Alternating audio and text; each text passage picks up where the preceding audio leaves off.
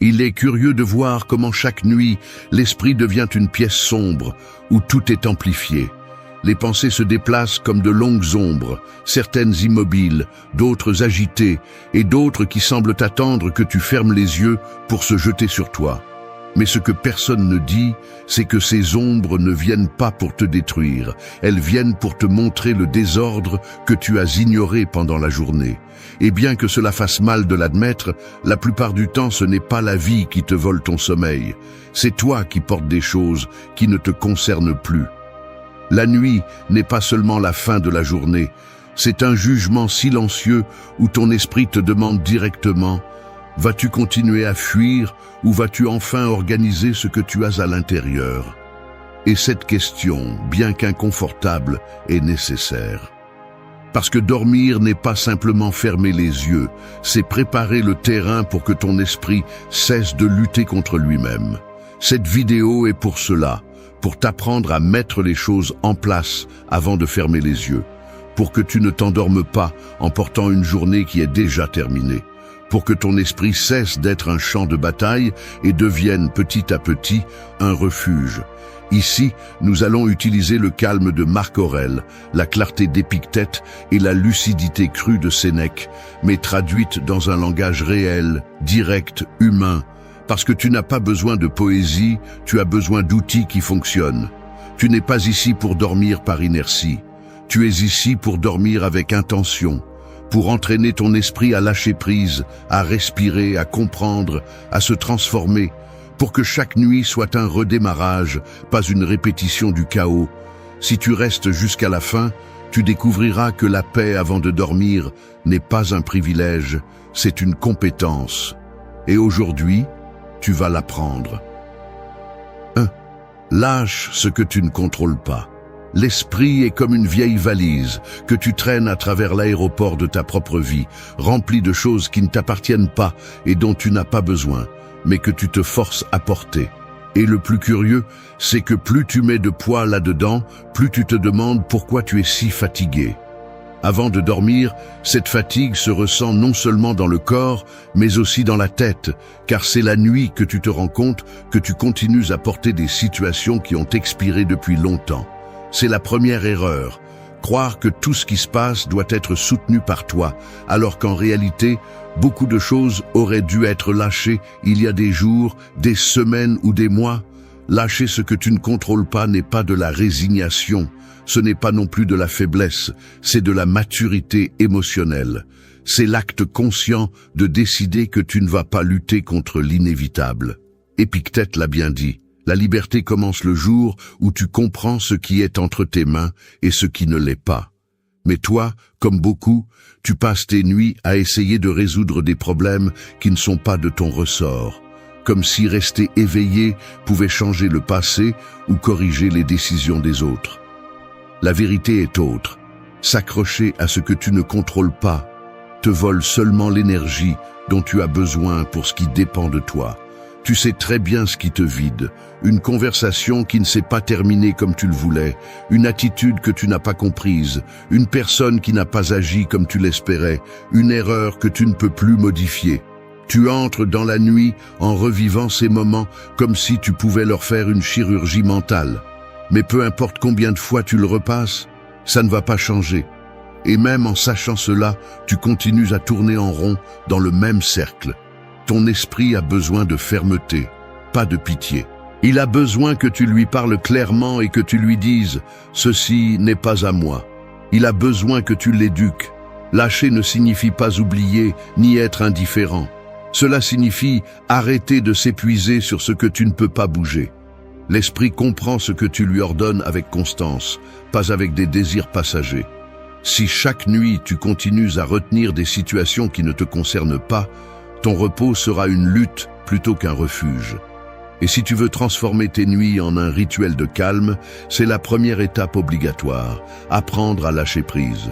Ne pas négocier, ne pas justifier, ne pas argumenter. Lâcher prise. Marc Aurèle le voyait ainsi. Si quelque chose est hors de ton contrôle, cela ne mérite pas ta souffrance.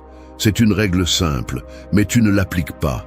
Au lieu de cela, tu t'épuises en te posant des questions sans réponse. Pourquoi a-t-il dit ça? Pourquoi a-t-il fait ça? Qu'est-ce qui se serait passé si j'avais agi différemment?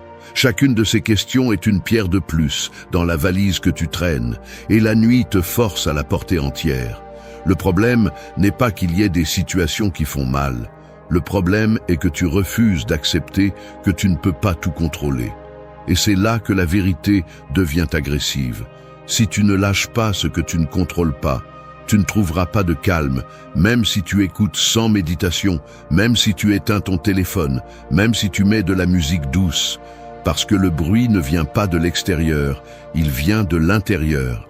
C'est ta résistance qui te maintient en guerre. Lâche. Lâche avec intention, lâche avec décision, lâche sans regarder en arrière, non pas parce que tu es fort, mais parce que tu as besoin de te reposer. Lâche parce que l'esprit ne peut pas traiter la clarté si tu l'écrases sous des charges inutiles. Lâche parce que t'accrocher te prend la vie. 2. Retourne à ton calme intérieur. L'esprit est comme une pièce pleine d'interrupteurs allumés en même temps. Chacun représente une préoccupation, un souvenir, une peur ou une conversation que tu as laissée en suspens. Et il arrive un moment de la journée où, si tu ne commences pas à éteindre ces interrupteurs, la lumière te fatigue, t'épuise et t'aveugle. Retourner à ton calme intérieur, c'est exactement ça. Parcourir ta propre pièce mentale et décider que tu n'as plus besoin de tout allumer. Non pas parce que les choses cessent d'être importantes, mais parce que tu as besoin de reprendre le contrôle de ton énergie. Le calme intérieur n'apparaît pas tout seul. Ce n'est ni un cadeau, ni une coïncidence. C'est une construction consciente. Et bien que cela semble évident, ce que tu négliges le plus, c'est justement cela, ton propre état intérieur. Tu es rapide pour prêter attention au bruit extérieur et trop lent pour regarder ce qui se passe en toi.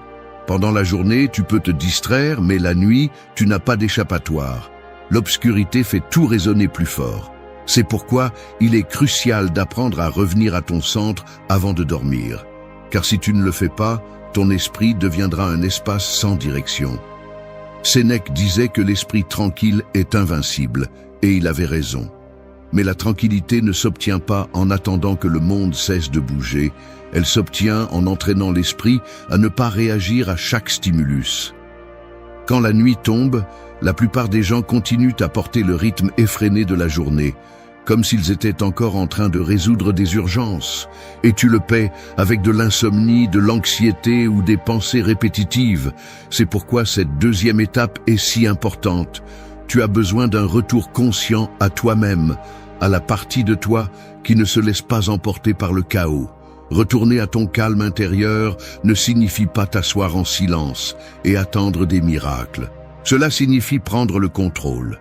Cela signifie reconnaître qu'il y a en toi un espace que personne ne peut toucher, que ni le passé, ni les opinions des autres, ni les problèmes de la journée ne peuvent altérer sans ton permission. Cet espace existe, mais tu l'ignores parce que tu es trop occupé à regarder dehors. La nuit, quand tout s'arrête, tu reviens inévitablement à cet endroit, mais tu le fais avec peur parce que tu n'as jamais appris à l'habiter. Cette étape t'apprend à le voir comme un refuge, pas comme une menace. Regarde la réalité en face. Une grande partie de ton agitation est apprise. Tu t'es habitué à réagir vite, à t'inquiéter avant qu'il ne se passe quelque chose, à laisser ton esprit courir seul comme un cheval déchaîné. Et la nuit, ce cheval a besoin d'être arrêté, pas puni. Il a besoin de direction. Le calme n'apparaît pas parce que quelqu'un le souhaite, il apparaît parce que tu l'imposes. Et pour cela, tu as besoin d'un acte de fermeté intérieure. Tu as besoin de te parler d'une manière que ton propre système nerveux comprend. Tout est résolu pour aujourd'hui. Maintenant, je retourne à moi. Le calme intérieur est une discipline. Ce n'est pas du conformisme, ce n'est pas de la faiblesse. Il nécessite une force émotionnelle. Il nécessite que tu sois honnête avec toi-même et que tu reconnaisses quand ton esprit exagère. Il nécessite que tu te rappelles que tu n'as pas besoin de tout résoudre en une seule journée. Il nécessite que tu acceptes que se reposer est aussi une forme de courage. Tu ne peux pas prendre des décisions claires si tu arrives à la nuit avec le même bruit que tu as eu au réveil. Tu as besoin de ralentir, tu as besoin de revenir au point où tout commence, ta respiration, ta conscience, ta présence. Quand tu reviens à ton calme intérieur, ton corps te suit. La respiration se calme, les épaules tombent, la mâchoire se détend, l'esprit cesse de courir. Tu commences à sentir que tu appartiens à nouveau à ton propre espace. 3. Reste dans le présent. L'esprit se comporte comme un voyageur inquiet qui monte et descend des trains sans s'arrêter à aucune gare. Il saute dans le passé pour te rappeler tes erreurs et revient en courant vers le futur pour semer l'anxiété. Mais il ne reste presque jamais avec toi à l'endroit où tu as le pouvoir, le présent. Et l'ironie est que, plus il voyage, plus il se perd. Quand la nuit tombe, ce voyageur intérieur s'agite encore plus. Il veut revoir ce qui s'est déjà passé et anticiper ce qui n'existe pas encore. C'est pourquoi ce point est vital. Tu dois lui apprendre à rester. Rester dans le présent n'est pas un acte romantique, c'est un acte de survie mentale. Le passé pèse et le futur presse, mais les deux sont des illusions lorsque tu essaies de te reposer. Tu sais déjà ce qui se passe lorsque tu te couches et que ton esprit retourne revivre des conversations, des décisions, des blessures ou des moments que tu ne peux plus changer. Tu sais aussi ce qui se passe lorsqu'il s'avance en imaginant des scénarios, des problèmes ou des possibilités que personne d'autre que toi n'a vues. C'est la raison pour laquelle tu as besoin de t'ancrer. Si tu ne le fais pas, l'esprit continuera à voyager sans contrôle et t'entraînera avec lui. Marc Aurèle répétait que la vie se passe maintenant, pas dans les souvenirs, ni dans les anticipations. Et bien que cela semble simple, le vivre est une autre histoire. Car rester dans le présent exige de la discipline, du courage. Il faut dire à ton esprit que ça suffit, que ce n'est pas le moment d'explorer les archives du passé, ni d'inventer de nouvelles inquiétudes. Que maintenant, seule ta respiration, ton corps, ton repos comptent. Il ne s'agit pas de nier les émotions, il s'agit de les diriger. Tu es celui qui décide si l'esprit devient un foyer ou un champ de bataille. La nuit amplifie ce que tu n'as pas traité pendant la journée. Les tâches en attente, les culpabilités accumulées, les doutes que tu as laissés en silence, tout apparaît comme des échos qui frappent la conscience. Et c'est là que beaucoup échouent, parce qu'ils pensent qu'ils doivent les résoudre avant de dormir. Mais non, tu n'es pas obligé de fermer tous les processus mentaux chaque nuit. Tu es obligé de prendre soin de toi. Et prendre soin de toi inclut savoir arrêter le bruit intérieur. Rester dans le présent signifie te donner la permission de mettre en pause cette avalanche et de revenir à l'essentiel. Accepter le présent, c'est accepter que ce moment suffit. Tu n'as pas besoin de porter le passé pour en tirer des leçons. Tu n'as pas besoin d'anticiper l'avenir pour te préparer.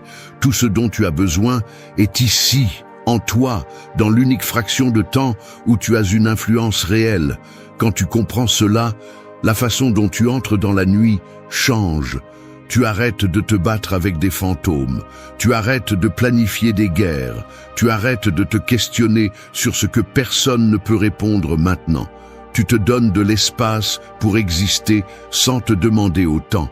Lorsque tu restes dans le présent, ta respiration devient un guide, pas un réflexe automatique. Tes pensées s'organisent au lieu de se disperser. Ton corps reconnaît qu'il est en sécurité et commence à se détendre vraiment. C'est la différence entre dormir agité et dormir en paix. Le présent est le seul endroit où le repos se produit. Le passé ne dort pas et le futur ne se repose pas, mais tu peux le faire si tu ne leur ouvres pas la porte. Sénèque avertissait que la pauvreté n'est pas ce qui manque, mais ce qui est désiré en excès. Et cela s'applique aussi à l'esprit. Tu désires contrôler le passé, dominer l'avenir, tout corriger, tout anticiper. Mais cela ne fait que te prendre de l'énergie et de la clarté. Rester dans le présent te rend les deux. Ce soir, lorsque tu fermeras les yeux, ne va pas à une autre gare. Reste ici, reste avec toi. Reste dans le seul temps où le calme peut exister. 4. Affronte la peur avec sérénité. La peur ressemble beaucoup à une ombre projetée par une lumière défectueuse. Plus tu es fatigué, plus elle semble grande, plus elle apparaît déformée et plus elle occupe d'espace dans ton esprit. À la tombée de la nuit, cette ombre bouge différemment, elle devient plus grande, plus insistante, comme si elle attendait que tu fermes les yeux pour te parler à voix basse. Et même si tu le nies, tu le sais. La peur n'est pas aussi forte qu'elle le semble, tu choisis simplement de l'observer quand tu es le plus vulnérable.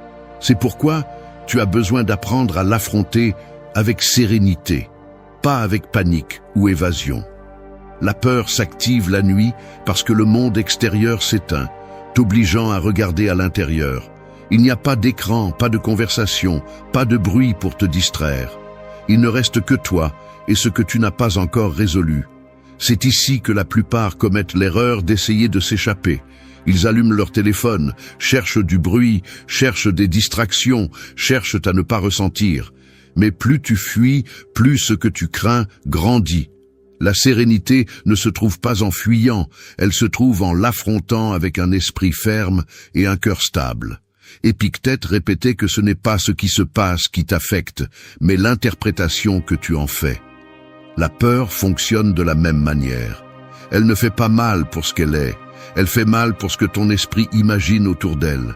Quand la nuit tombe, ton imagination a tendance à exagérer, à créer des histoires qui n'existent pas, à gonfler les possibilités négatives. Et toi, sans t'en rendre compte, tu nourris ces histoires comme si elles étaient vraies. Affronter la peur avec sérénité, c'est interrompre ce processus et dire à ton esprit « Nous allons observer cela sans inventer de monstres ».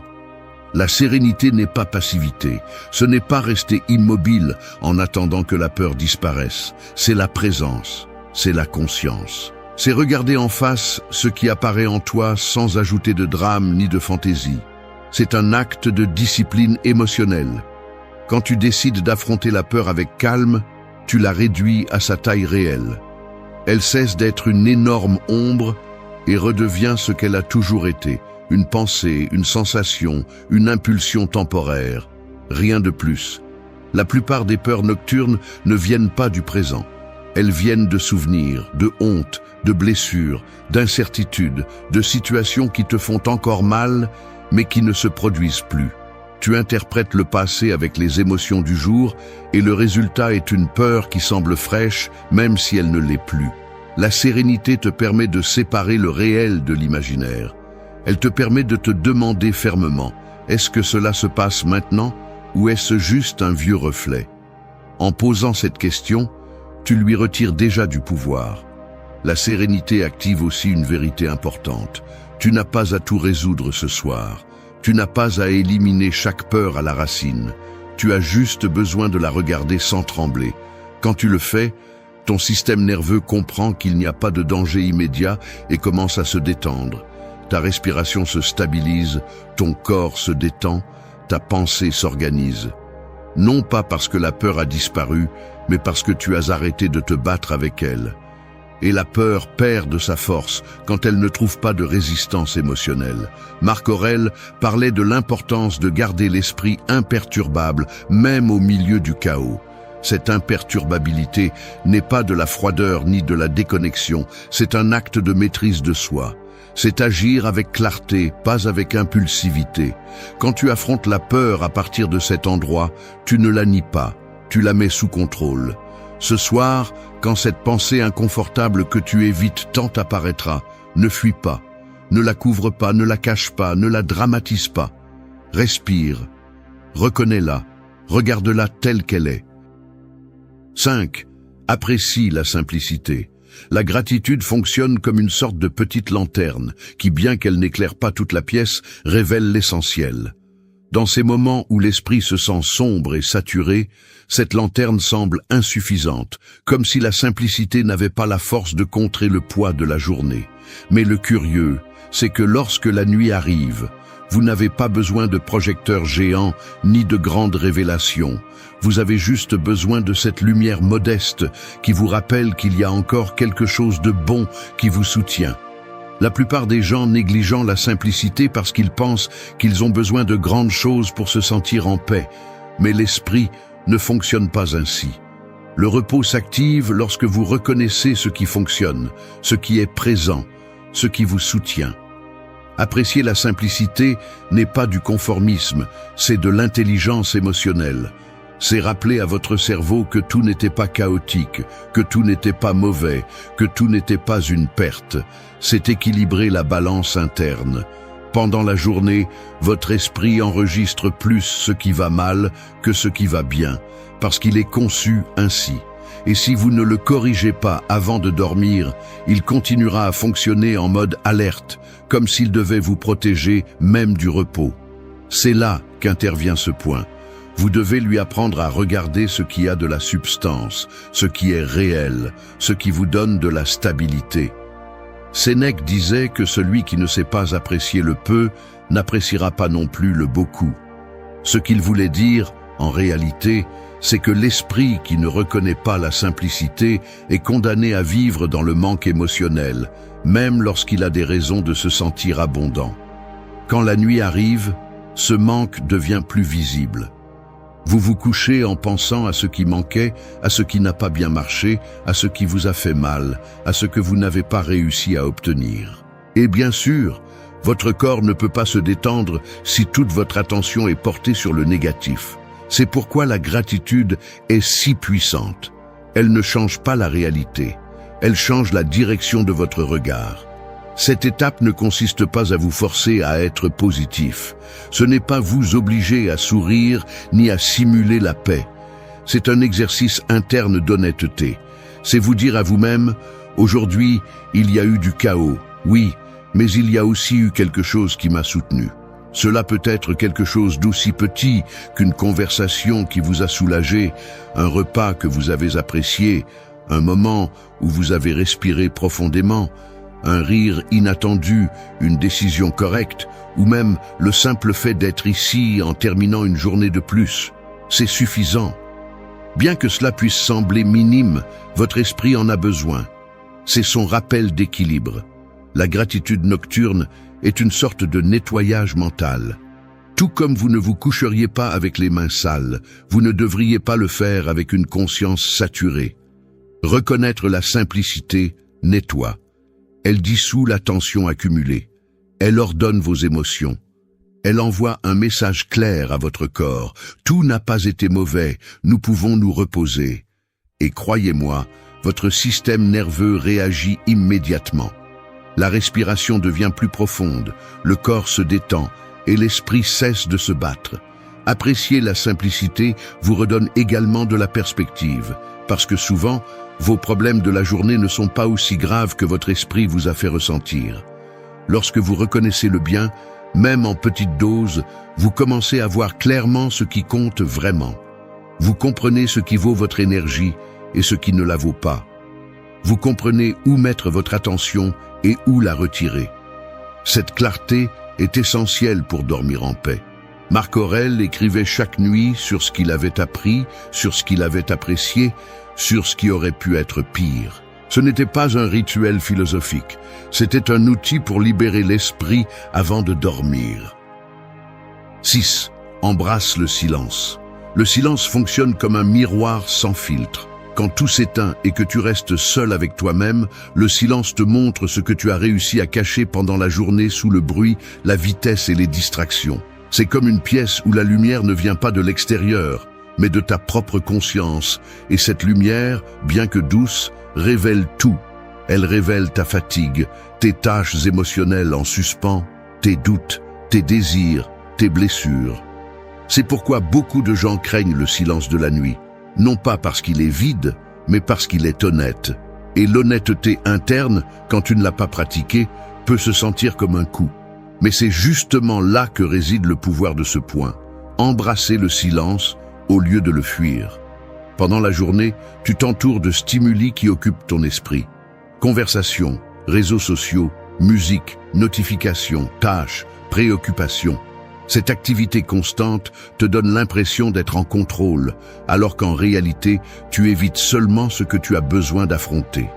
La nuit, quand il ne reste plus rien pour te distraire, l'esprit tombe dans ce silence inévitable, et si tu ne sais pas le gérer, il devient un ennemi. Mais le silence n'est pas ton ennemi, c'est ton guide. C'est un outil. C'est un espace où tu peux entendre ce qui se passe vraiment en toi. Marc Aurèle méditait en silence avant de dormir, non pas parce que c'était une mode ou une habitude philosophique élégante, mais parce qu'il comprenait que l'esprit a besoin d'un endroit où se poser. Le silence est cet endroit. Quand tu l'embrasses, au lieu de lui résister, tu commences à remarquer quelque chose d'important. La plupart de tes pensées ne sont pas des menaces, ce sont des avertissements. Ils ne cherchent pas à te détruire, ils cherchent à te montrer ce qui a besoin d'attention. Mais si tu réagis avec peur ou anxiété chaque fois qu'une pensée apparaît dans le silence, cette pensée s'intensifie. La sérénité face au silence est une forme d'entraînement mental. Le silence t'apprend aussi à observer sans intervenir. Et cela, bien que cela semble simple, est l'une des choses les plus difficiles pour l'esprit humain. Nous avons l'habitude de réagir, d'interpréter, d'anticiper, de résoudre. Mais tout ne doit pas être résolu. Tout ne doit pas être compris le même jour. Tout ne doit pas être débattu en interne avant de dormir. Certaines choses ont juste besoin d'être observées, et le silence te donne cet espace. Il te montre que tout ce qui apparaît dans ton esprit ne mérite pas une réponse immédiate. Certaines émotions ont juste besoin de temps pour se poser. La raison pour laquelle beaucoup de gens ne se reposent pas bien est qu'ils essaient de remplir le silence avec des explications, des inquiétudes inutiles, des analyses interminables. Mais le repos ne naît pas dans le bruit, il naît dans le calme. Le silence est la porte vers ce calme. Quand tu l'embrasses, quand tu arrêtes de te battre contre lui, ton système nerveux comprend qu'il n'a pas besoin d'être en mode alerte, et il commence à se détendre, la respiration devient plus profonde, le rythme cardiaque ralentit, les muscles se relâchent, non pas parce que tout est parfait, mais parce que tu as arrêté de lutter contre ton propre intérieur. Embrasser le silence est aussi un acte de courage. C'est accepter que tu ne peux pas tout contrôler, que tu ne peux pas forcer ton esprit à se taire immédiatement, que tu ne peux pas résoudre le monde en une seule nuit. C'est te permettre d'être avec toi-même sans jugement. C'est reconnaître que ce qui apparaît en toi n'est pas une menace, c'est une partie du processus. Le silence ne t'expose pas, il t'ordonne. Il ne t'attaque pas, il t'arrange. Il ne te coule pas, il t'éclaire. 7. Respire pour renaître. La respiration est comme un bouton de réinitialisation que tu portes en toi sans t'en rendre compte. Chaque fois que tu inspires, tu recueilles des fragments de toi, et chaque fois que tu expires, tu lâches ce qui ne te sert plus, mais tu le fais si automatiquement que tu oublies son pouvoir. Quand la nuit tombe, l'esprit a tendance à être noué, plein de tensions, de bruit et de fatigue accumulée. Et la première chose qui se dérègle est la respiration. Elle devient rapide, courte, superficielle, comme si ton corps croyait que tu es encore en plein jour. C'est pourquoi ce point est crucial.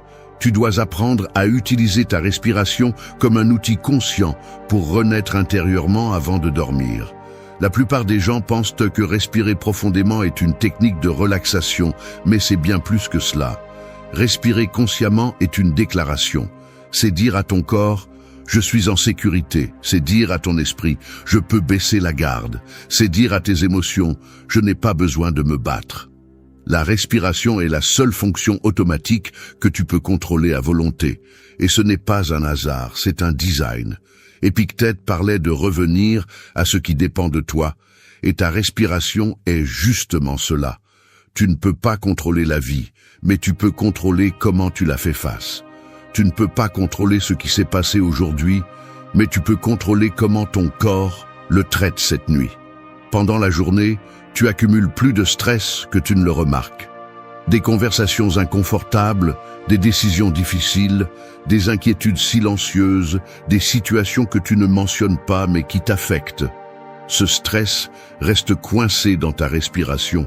C'est pourquoi, quand tu te couches, tu ressens ce poids sur la poitrine, cet esprit accéléré, cette fatigue émotionnelle que tu ne sais pas expliquer.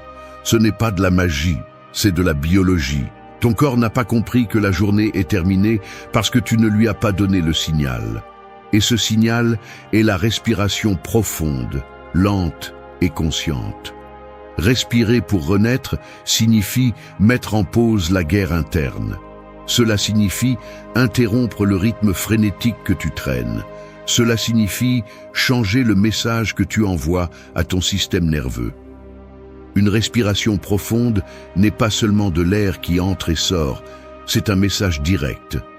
Nous ne sommes pas en danger, nous pouvons nous reposer. Quand tu apprends à le faire intentionnellement, quelque chose en toi change.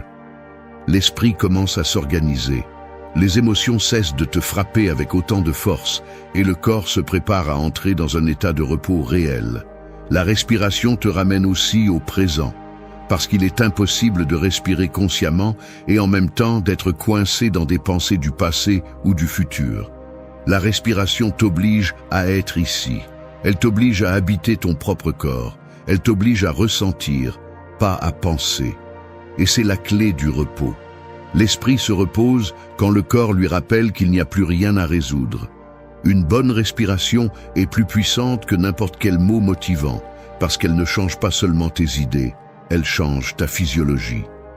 Marc Aurèle écrivait que la vie est respiration et présence. Et bien qu'il l'ait dit d'un point de vue philosophique, la science le confirme aujourd'hui. Respirer profondément change ton rythme cardiaque, réduit l'activité dans les zones cérébrales associées à la peur et active le système qui induit le calme. Ce n'est pas une métaphore, c'est un mécanisme réel qui t'aide à renaître émotionnellement chaque nuit. Respirer pour renaître est aussi un acte d'humilité. C'est accepter que tu n'as pas à porter tout en même temps. C'est te donner la permission de lâcher prise, même si ce n'est que pour quelques minutes. C'est reconnaître que tu as besoin d'un point de réinitialisation interne pour ne pas entrer dans le sommeil avec le corps tendu et l'esprit fragmenté. La respiration te ramène à toi. 8. Reprogramme ton esprit avec des mots.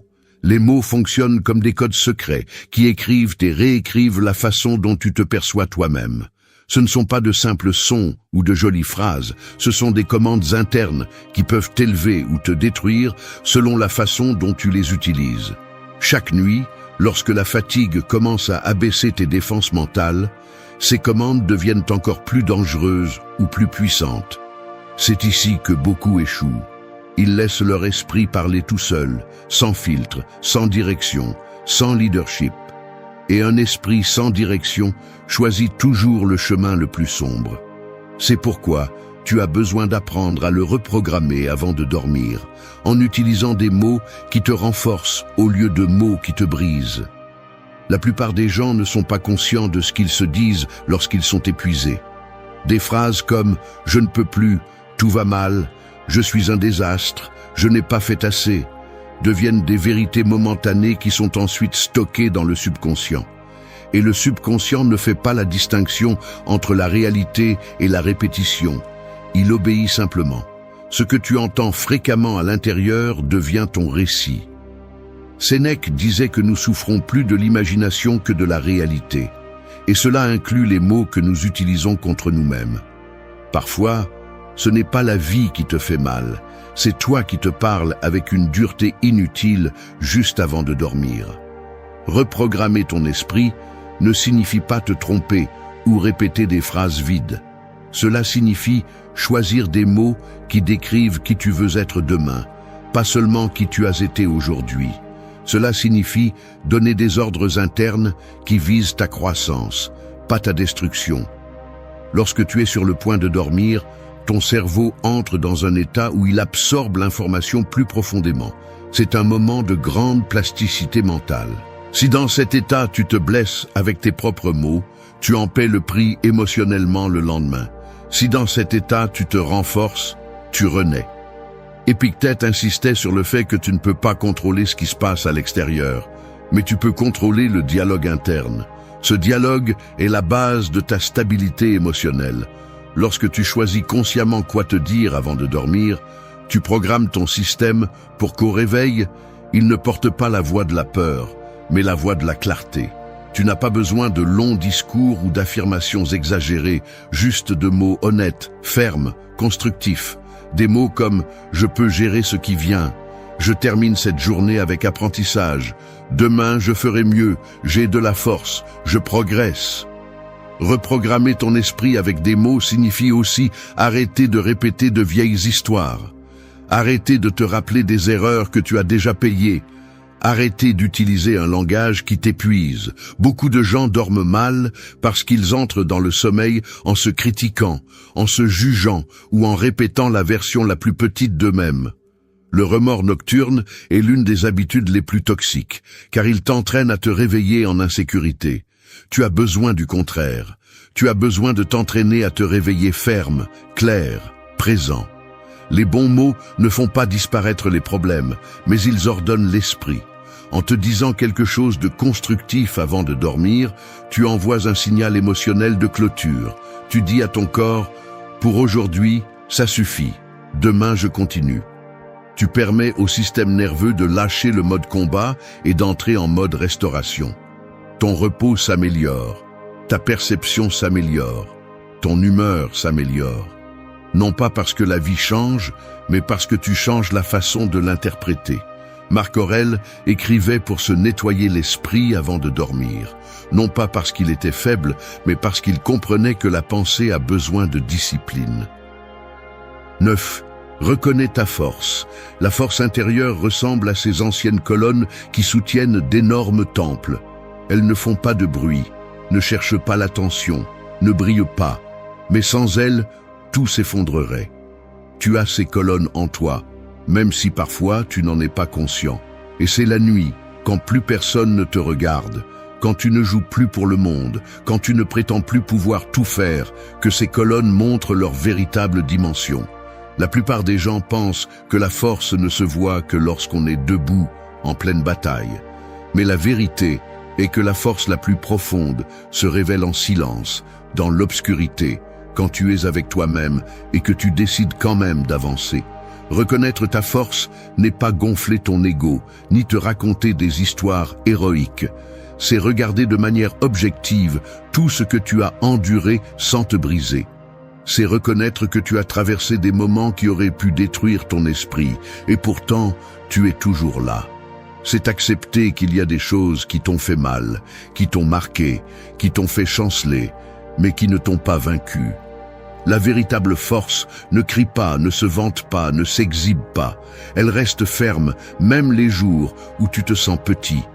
C'est pourquoi ce point est inconfortable pour beaucoup, car il oblige à voir la valeur propre que tu ignores si souvent. Pendant la journée, tu as tendance à te comparer, à te pousser, à te punir pour ne pas être assez, pour ne pas avancer plus vite, pour te sentir mal, pour ne pas tout comprendre.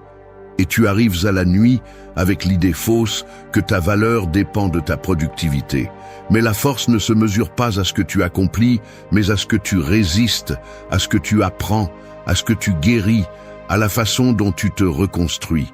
Épictète disait que personne n'est plus fort que celui qui peut se maîtriser lui-même. Et ce contrôle ne se pratique pas dans les moments faciles. Il se pratique justement dans ces nuits où l'esprit ne coopère pas. Et pourtant, tu choisis d'avancer. Reconnaître ta force implique aussi d'accepter ta vulnérabilité. Oui, cette partie qui te dérange, cette partie que tu préfères cacher, cette partie qui te fait te sentir humain. La force n'est pas rigidité, c'est flexibilité émotionnelle. C'est savoir quand avancer et quand s'arrêter. C'est comprendre que ressentir de la peur ne signifie pas que tu es faible. C'est accepter que la fatigue ne diminue pas ta valeur.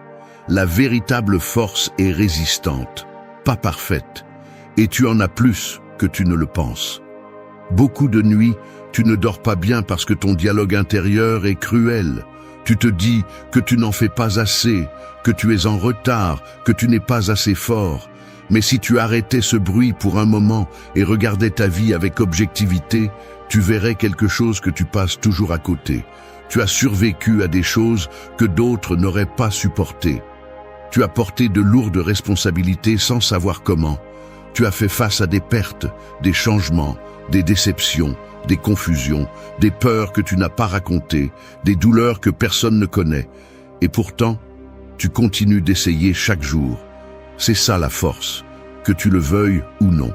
Marc Aurèle rappelait dans ses méditations que l'être humain est fait pour résister plus qu'il ne le pense.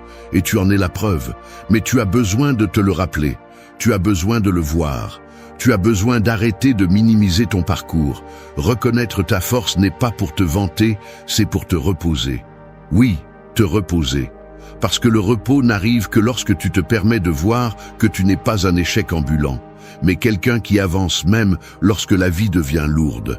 Ce soir, au lieu de répéter tes défauts, reconnais ce que tu as surmonté. Ne te mens pas, n'exagère pas, mais sois juste avec toi-même. Regarde ton histoire avec respect, pas avec honte. Reconnaître ta force ne te rend pas arrogant, cela te rend conscient. 10. Crée ton rituel nocturne. Le repos ressemble à une porte qui ne s'ouvre pas simplement parce que tu veux la traverser, mais parce que tu utilises la bonne clé. Et cette clé n'est pas la chance, ni la fatigue, ni le désir de dormir. C'est ton rituel. Ton esprit a besoin de signaux clairs pour comprendre que la journée est terminée et qu'un nouvel espace commence. Si tu ne les lui donnes pas, il continuera à fonctionner comme si tu avais encore des responsabilités à assumer. C'est pourquoi tant de personnes se couchent épuisées mais ne parviennent pas à se reposer, parce qu'il n'existe pas de pont entre leur jour et leur nuit. Ce point existe pour construire ce pont avec intention. Créer un rituel nocturne ne consiste pas à répéter des actions mécaniques. Ce n'est pas se laver les dents et c'est tout. Ce n'est pas se coucher et attendre des miracles. Un rituel est une déclaration d'ordre. C'est dire à ton esprit, à partir d'ici, tout change. Les stoïciens étaient des maîtres en la matière. Ils ne terminaient pas la journée en improvisant. Marc Aurèle écrivait pour nettoyer son esprit. Épictète repassait ce qui dépendait de lui et ce qui ne dépendait pas. Sénèque analysait ses émotions sans se juger. Ce n'était pas un acte mystique, c'était une discipline mentale pour ne pas entrer dans le sommeil en portant le chaos de la journée. Ton rituel nocturne doit remplir une seule fonction, organiser ton esprit pour qu'il puisse lâcher prise. Tu n'as pas besoin de quelque chose d'élaboré, tu as besoin de quelque chose de fonctionnel, quelque chose que ton cerveau comprend comme un schéma de clôture. Cela peut être de diminuer l'intensité de la lumière, de ranger un peu ton espace, de consacrer quelques minutes à respirer, de repasser mentalement ce que tu as appris, ou même de te répéter des mots que tu as besoin d'entendre. La clé n'est pas ce que tu fais, mais comment tu le fais, avec présence, avec intention, avec fermeté. Pense à cela. L'esprit fonctionne par association. Si tous les jours tu te plonges directement dans ton téléphone avant de dormir, l'esprit associe se coucher à continuer à traiter de l'information. Si tous les jours tu te couches avec la tête pleine de bruit, il associe nuit à lutte interne. Et si tous les jours tu arrives à la fin de la journée sans transition mentale, ton corps ne sait pas quand se déconnecter. C'est pourquoi tu as besoin d'un rituel. C'est ta façon d'enseigner à ton système nerveux qu'il n'est plus temps de courir, mais de se reposer. La nuit n'est pas conçue pour que tu continues à penser à ce que tu n'as pas fait ou à ce qui te manque. Elle est conçue pour te réparer. Mais la réparation ne commence que si tu lui donnes la permission. Le rituel nocturne est cette permission. C'est le rappel que tu peux t'arrêter, que tu n'as pas besoin de continuer à ruminer des idées, que tu ne vas pas résoudre ta vie à 2 heures du matin, que tu n'es pas obligé de continuer à porter des pensées désordonnées. C'est une discipline émotionnelle appliquée à ton repos. Crée un rituel qui s'adapte à ta réalité. Ne copie pas celui de quelqu'un d'autre. Ne cherche pas la perfection, cherche l'efficacité. Peut-être que ton rituel consiste à ordonner ta respiration, peut-être à écrire 3 lignes qui libèrent ton esprit, peut-être à remercier quelque chose de minime, peut-être à observer ta journée avec calme. L'important est que tu sois constant. L'esprit ne s'entraîne pas avec une pratique isolée, il s'entraîne avec la répétition. Lorsque tu construis un rituel nocturne solide, quelque chose de profond commence à changer. Tes nuits cessent de se sentir lourdes. Ton corps entre plus rapidement en repos. Ton esprit cesse de te torturer avec des pensées circulaires. Ton énergie du lendemain s'améliore. Et plus important encore, tu commences à sentir que tu n'es pas l'esclave de ton propre esprit. Tu es celui qui dirige le processus. Sénèque disait que la vie est plus légère lorsqu'elle est divisée en parties gérables. Ta nuit est une de ces parties. Donne-lui forme, donne-lui intention, donne-lui ordre. 11. Libère le poids de la journée. La journée s'accumule sur toi comme si tu portais un sac à dos invisible qui se remplit peu à peu avec chaque pensée, chaque tension, chaque conversation, chaque charge émotionnelle que tu n'as pas réussi à lâcher à temps. Quand la nuit arrive, ce sac à dos pèse plus que tu ne l'admets. Il te coûte de bouger mentalement. Il te coûte de respirer profondément. Il te coûte de sentir la clarté. Non pas parce que tu es brisé, mais parce que tu continues à porter des choses qui auraient dû rester derrière. C'est pourquoi ce point est crucial. Avant de dormir, tu as besoin de libérer le poids de la journée pour ne pas entrer dans le sommeil avec l'esprit plein de décombres. La plupart des gens ne le font pas. Ils arrivent au lit avec 1000 choses en tête, avec des discussions qu'ils revivent, avec des culpabilités inutiles, avec des scènes qu'ils ne savent pas lâcher. Et bien sûr, le corps veut se reposer, mais l'esprit ne le permet pas parce qu'il continue à travailler comme si la journée n'était pas terminée. Épictète disait que rien n'est plus fatigant que de porter ce qui n'est pas à toi. Et bien qu'il le disait dans un sens philosophique, cela s'applique de manière brutale à la vie quotidienne. Beaucoup de ce qui te pèse la nuit ne t'appartient même pas. Ce sont des préoccupations étrangères, des attentes externes, des responsabilités que tu as assumées sans nécessité, des erreurs que tu ne peux plus corriger, des histoires que ton esprit exagère. Libérer le poids de la journée ne signifie pas oublier ce qui s'est passé. Cela signifie ne pas le porter pendant que tu essaies de te reposer. La différence est immense. Tu peux apprendre de la journée sans la traîner. Tu peux réfléchir sans te blesser. Tu peux te souvenir sans revivre. Mais pour cela, tu as besoin d'une décision consciente. Séparer ce qui est terminé de ce qui continue. Et même si cela semble simple, ton esprit ne le fera pas tout seul. Tu dois le guider. Le poids de la journée a tendance à rester coincé à 3 endroits. L'esprit, la poitrine et les muscles. Tu le ressens comme une tension sur le front, comme une pression douce mais constante sur la poitrine, comme une rigidité dans les épaules ou le dos. Ce poids est émotionnel, mais il s'exprime physiquement. Si tu ne le libères pas, tu ne dors pas bien. Si tu ne dors pas bien, tu te réveilles épuisé. Et si tu te réveilles épuisé, le lendemain pèse le double. C'est pourquoi ce point rompt le cycle. Libère avant de dormir pour ne pas accumuler. Marc Aurèle écrivait chaque nuit pour lâcher la charge émotionnelle de la journée. Il ne le faisait pas pour se souvenir, mais pour vider son esprit. Tu peux faire quelque chose de similaire sans avoir besoin d'écrire. Tu peux le faire en respirant, en parlant avec toi-même, en fermant mentalement des situations ou simplement en disant fermement « Cela appartient à la journée, pas à la nuit ». Bien que cela semble simple, ton système nerveux entend ces mots comme un ordre. Et il répond. Libérer le poids de la journée implique aussi d'accepter que tu ne peux pas tout régler en une seule journée. Tu ne peux pas résoudre toutes tes émotions d'un coup. Tu ne peux pas te forcer à traiter ce que tu n'es pas encore prêt à comprendre. Certaines charges nécessitent plus de temps, et c'est normal. Mais même ainsi, tu peux les lâcher pendant quelques heures. Tu peux te dire « je reprends ça demain avec une autre énergie ». C'est de la maturité émotionnelle. C'est de l'intelligence interne. C'est du véritable soin de soi. Ce point t'aide aussi à reconnaître quelles charges sont à toi et lesquelles ne le sont pas. Parce que souvent, tu vas te coucher en pensant à ce que quelqu'un a dit, à ce que quelqu'un a fait, à ce que quelqu'un n'a pas accompli, à ce que tu n'as pas réussi à contrôler. Et tu t'épuises en soutenant des choses qui ne dépendent pas de toi. Libérer le poids de la journée, c'est aussi se rappeler la dichotomie du contrôle. Certaines choses sont sous ton contrôle, d'autres non. Et ce que tu ne contrôles pas n'a pas de sens que cela te prive de sommeil. Ce soir, avant de fermer les yeux, parle-toi avec la même sérieux que tu affronterais un conflit important. 12. Accepte ce qui ne dépend pas de toi. Accepter ce qui ne dépend pas de toi, c'est comme regarder la mer depuis le rivage. Tu peux observer ses mouvements, sentir sa force, reconnaître sa beauté ou son intensité, mais tu ne peux pas contrôler ses vagues. Peu importe combien tu t'efforces, combien d'anxiété tu ressens ou combien tu t'inquiètes, la mer ne va pas t'obéir.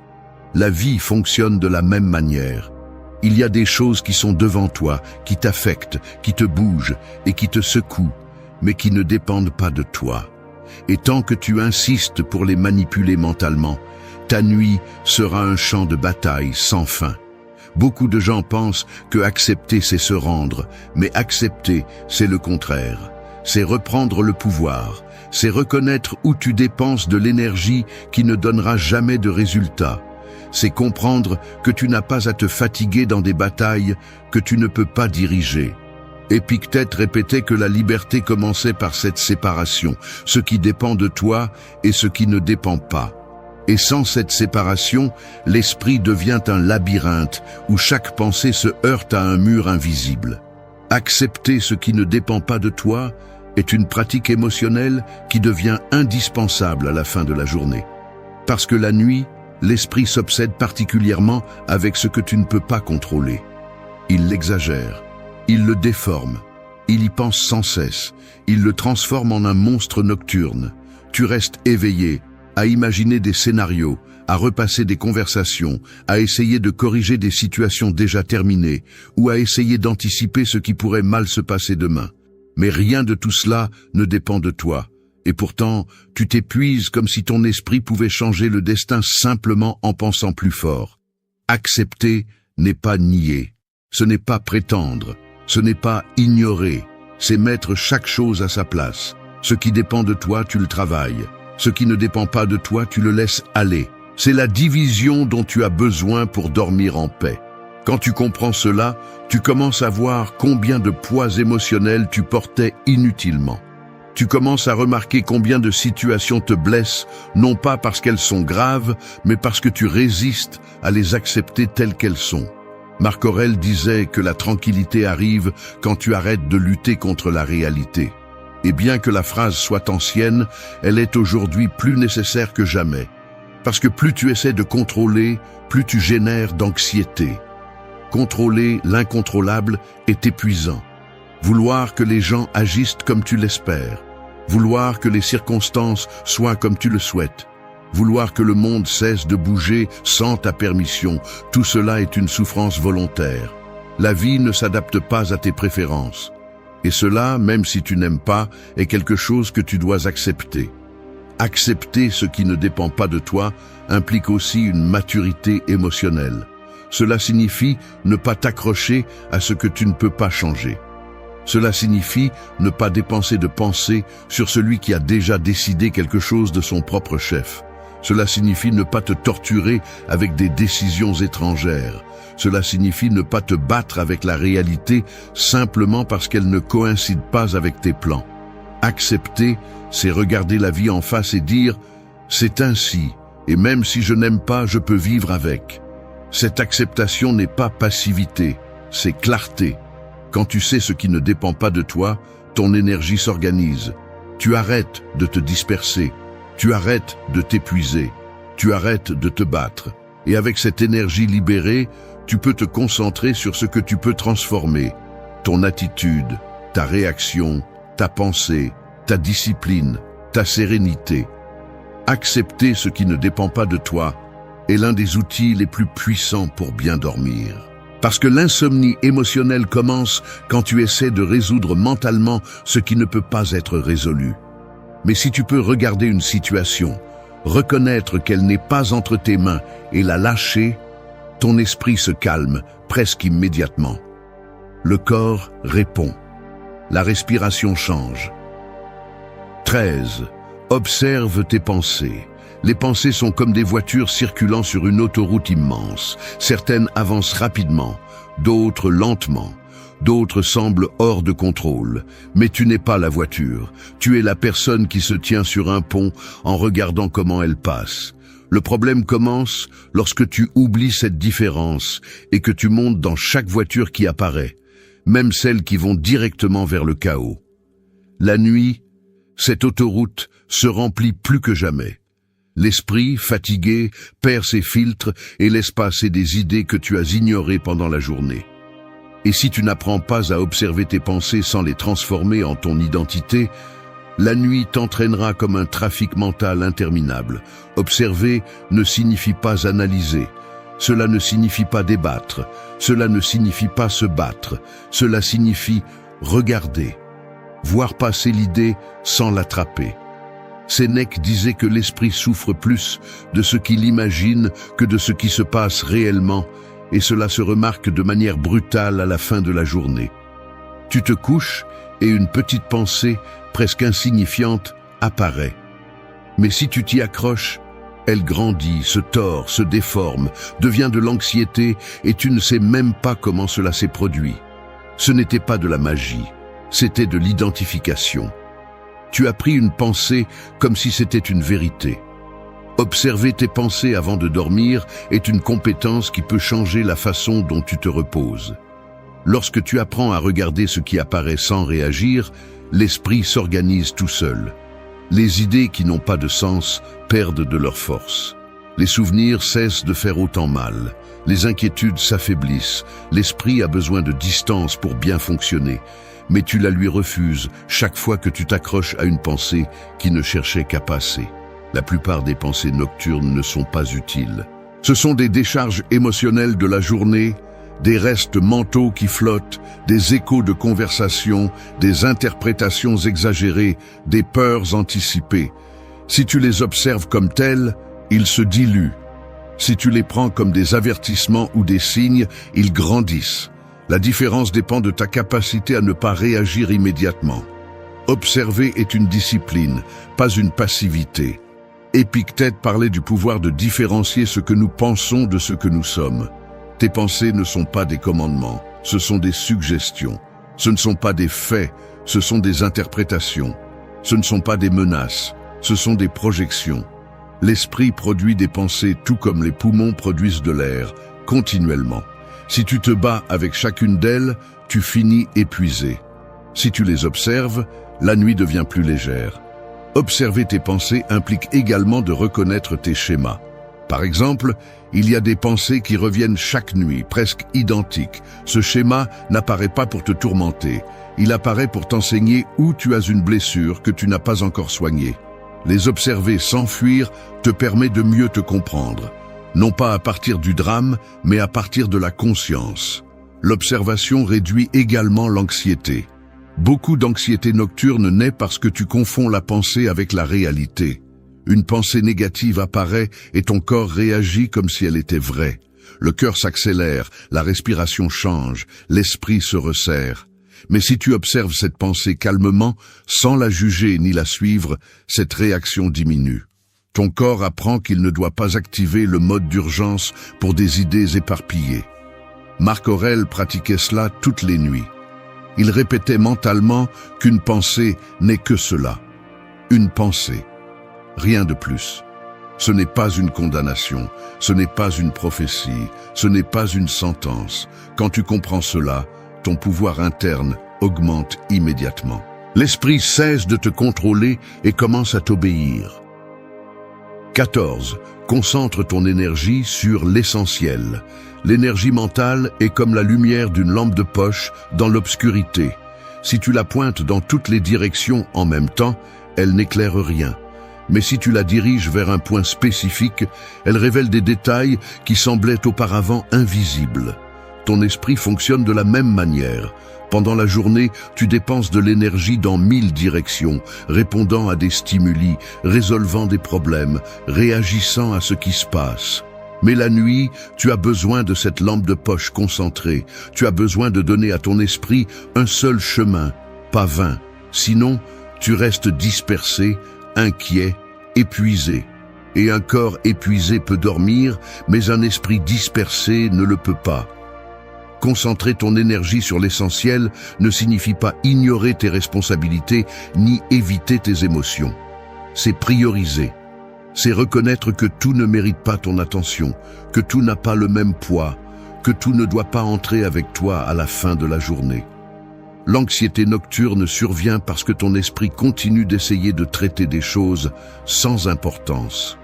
De petites erreurs, des commentaires insignifiants, des détails qui ne changent pas ta vie. Mais tu les amplifies, les répètes, les analyses comme s'ils étaient vitaux. Et dans ce processus, tu épuises ton énergie émotionnelle.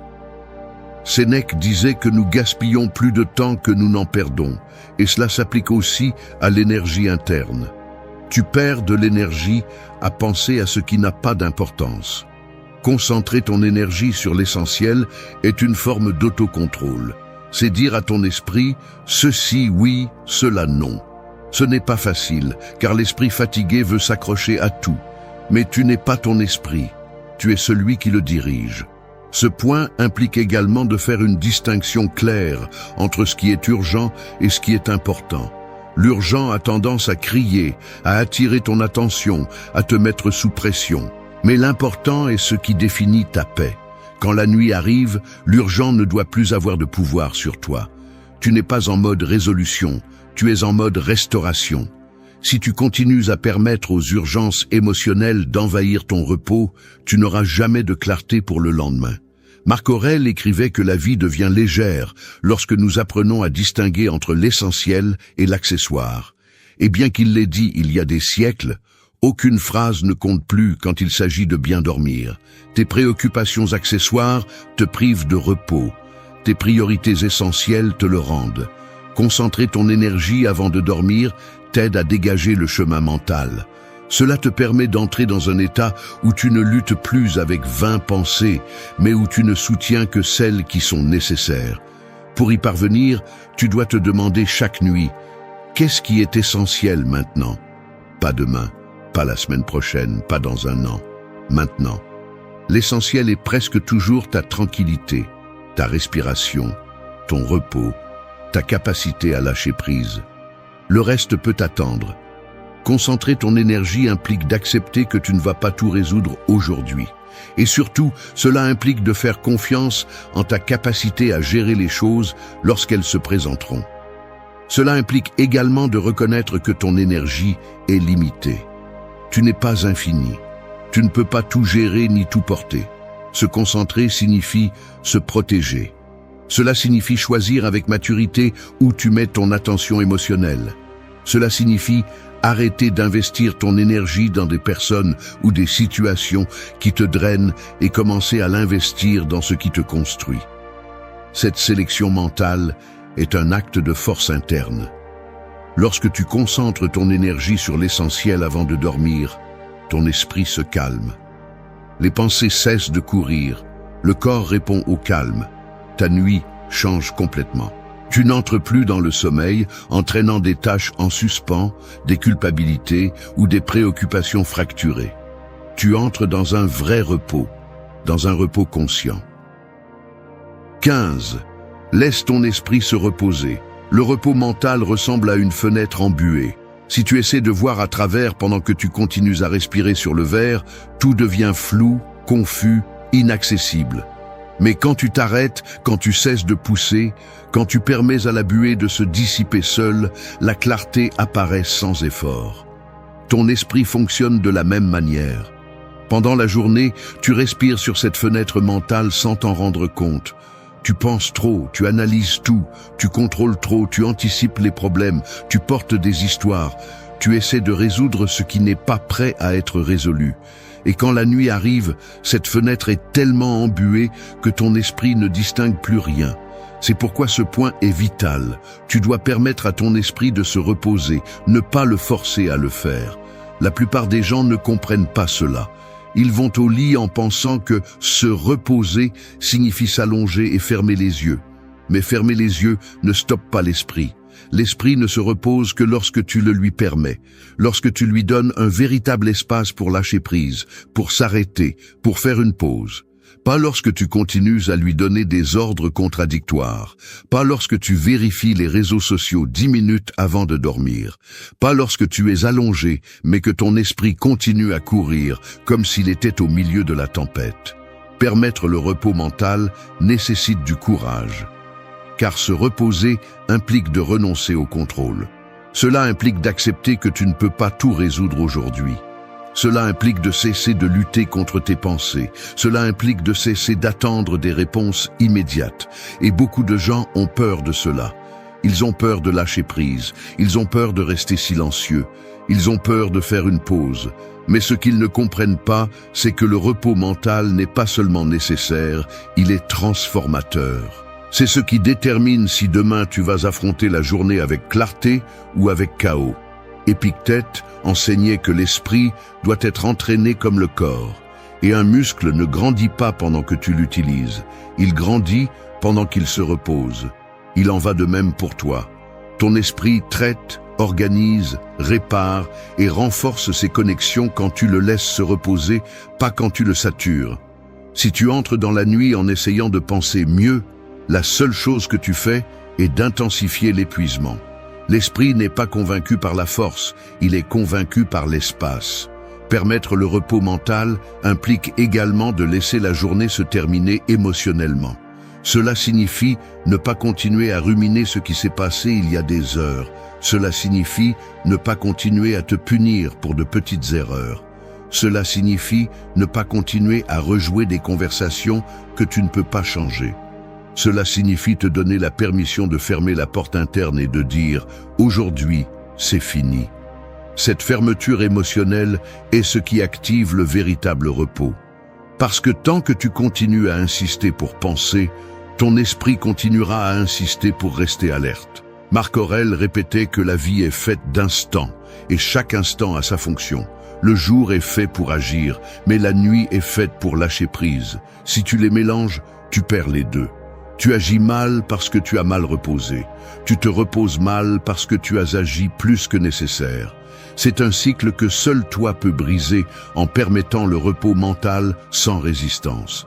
L'esprit se repose quand tu le traites avec compassion, quand tu ne lui demandes pas d'être parfait, quand tu ne le forces pas à tout comprendre, quand tu ne le juges pas pour se sentir fatigué, confus ou saturé.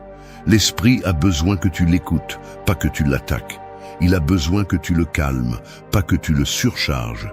Il a besoin que tu le guides vers le silence, pas vers l'exigence. Permettre à ton esprit de se reposer n'est pas un acte passif, c'est un acte de leadership interne.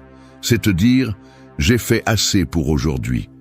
Et cela ne signifie pas te contenter, cela signifie respecter tes limites. 16. Trouve refuge dans le calme. Le calme ressemble à un lac au lever du jour. La surface semble immobile, mais en réalité, elle est pleine de vie interne, de mouvements doux, de micro-courants que l'on ne perçoit que si l'on s'approche suffisamment. De loin, il semble inerte, mais de l'intérieur, c'est un refuge. Ton esprit fonctionne de la même manière.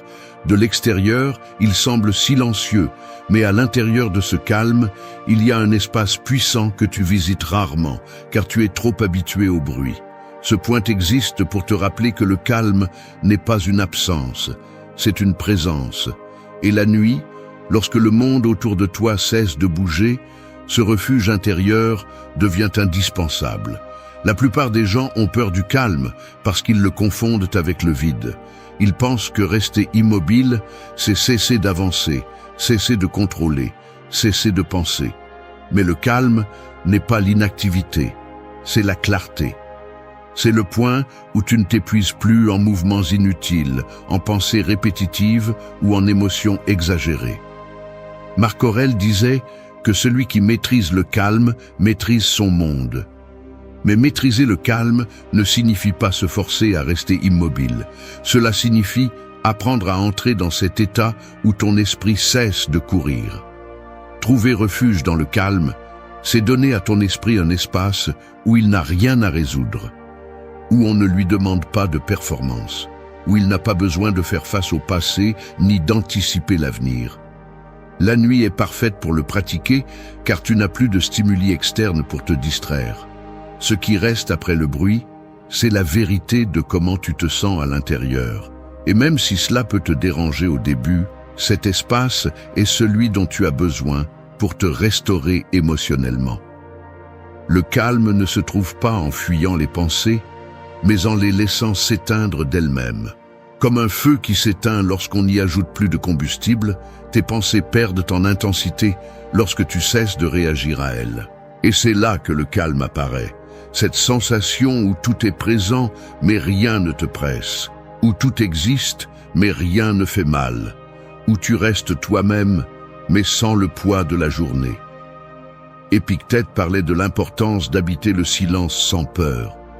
Et ce calme est précisément cela, un silence habité, un silence conscient, non pas vide, mais plein de sérénité. Mais pour y arriver, tu dois cesser de chercher des distractions. Tu dois arrêter de remplir chaque seconde avec des stimuli. Tu dois te permettre des moments de pause réelle, de présence pure.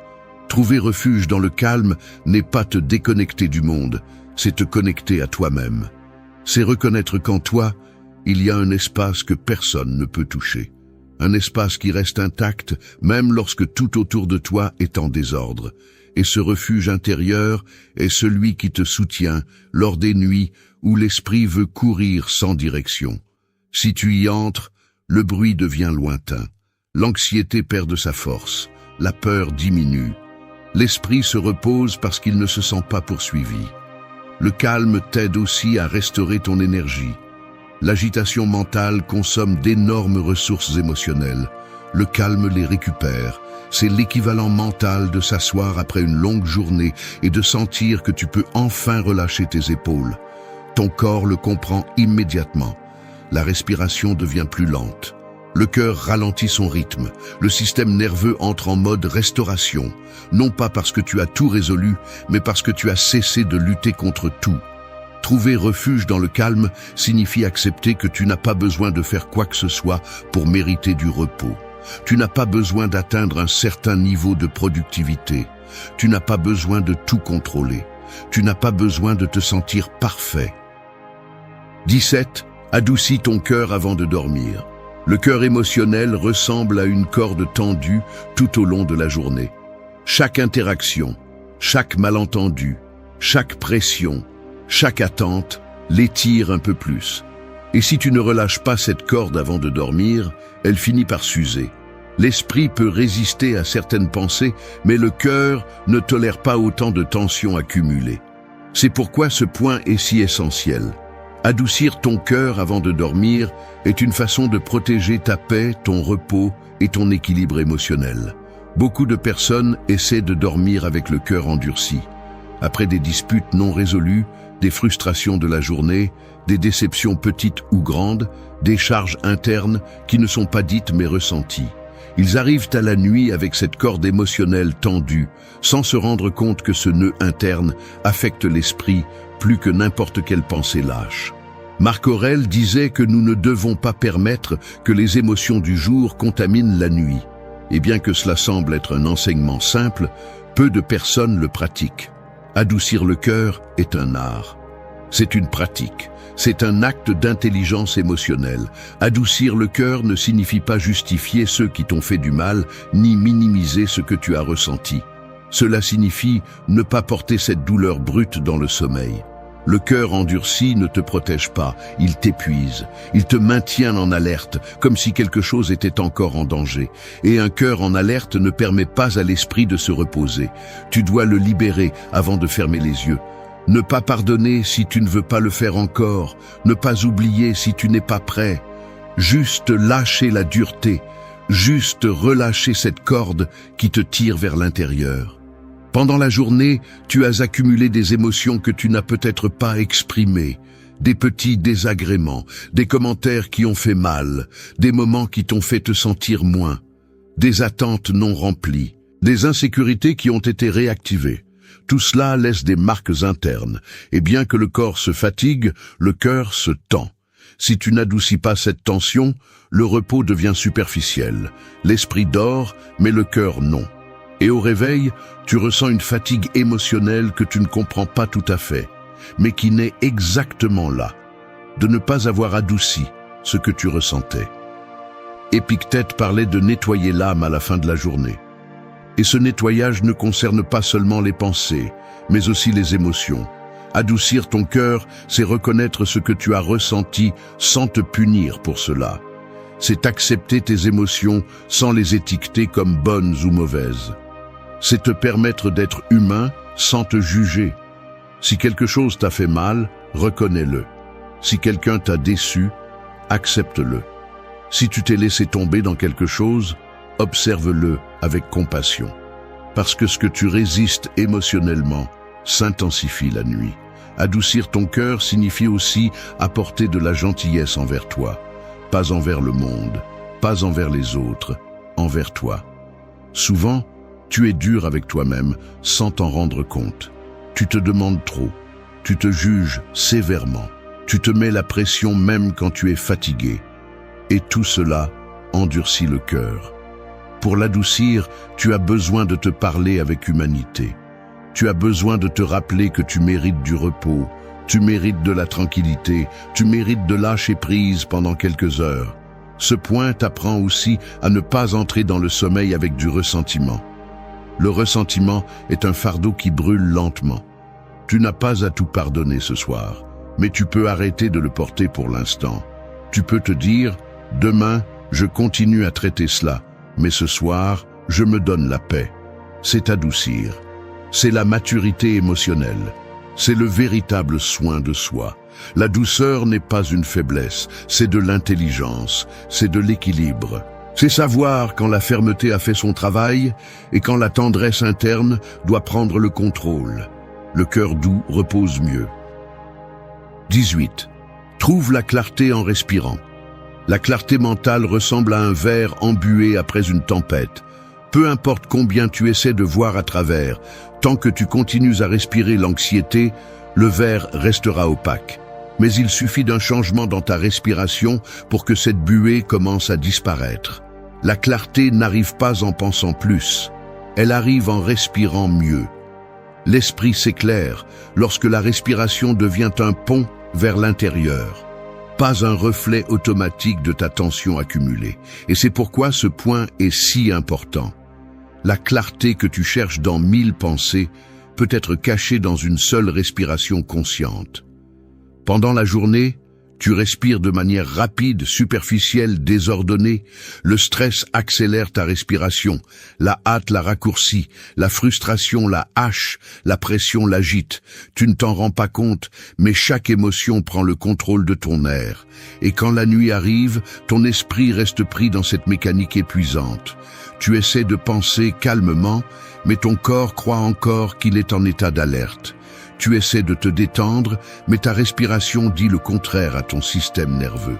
C'est là que surgissent la confusion, l'anxiété, l'insomnie.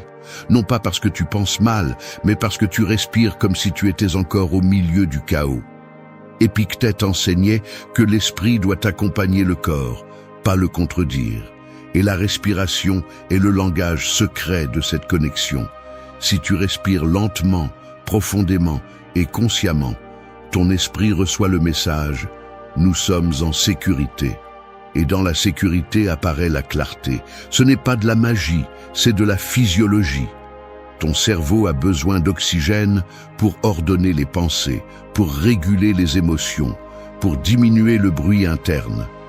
Quand tu respires consciemment, le corps se calme et l'esprit peut enfin organiser ce qui était dispersé. Trouver la clarté en respirant nécessite aussi de l'honnêteté. Parce que tu ne peux pas bien respirer si tu continues à retenir des émotions qui te tendent de l'intérieur. Tu as besoin de te donner la permission. Tu as besoin de relâcher la mâchoire, de détendre les épaules, de sentir ta poitrine se dilater sans peur.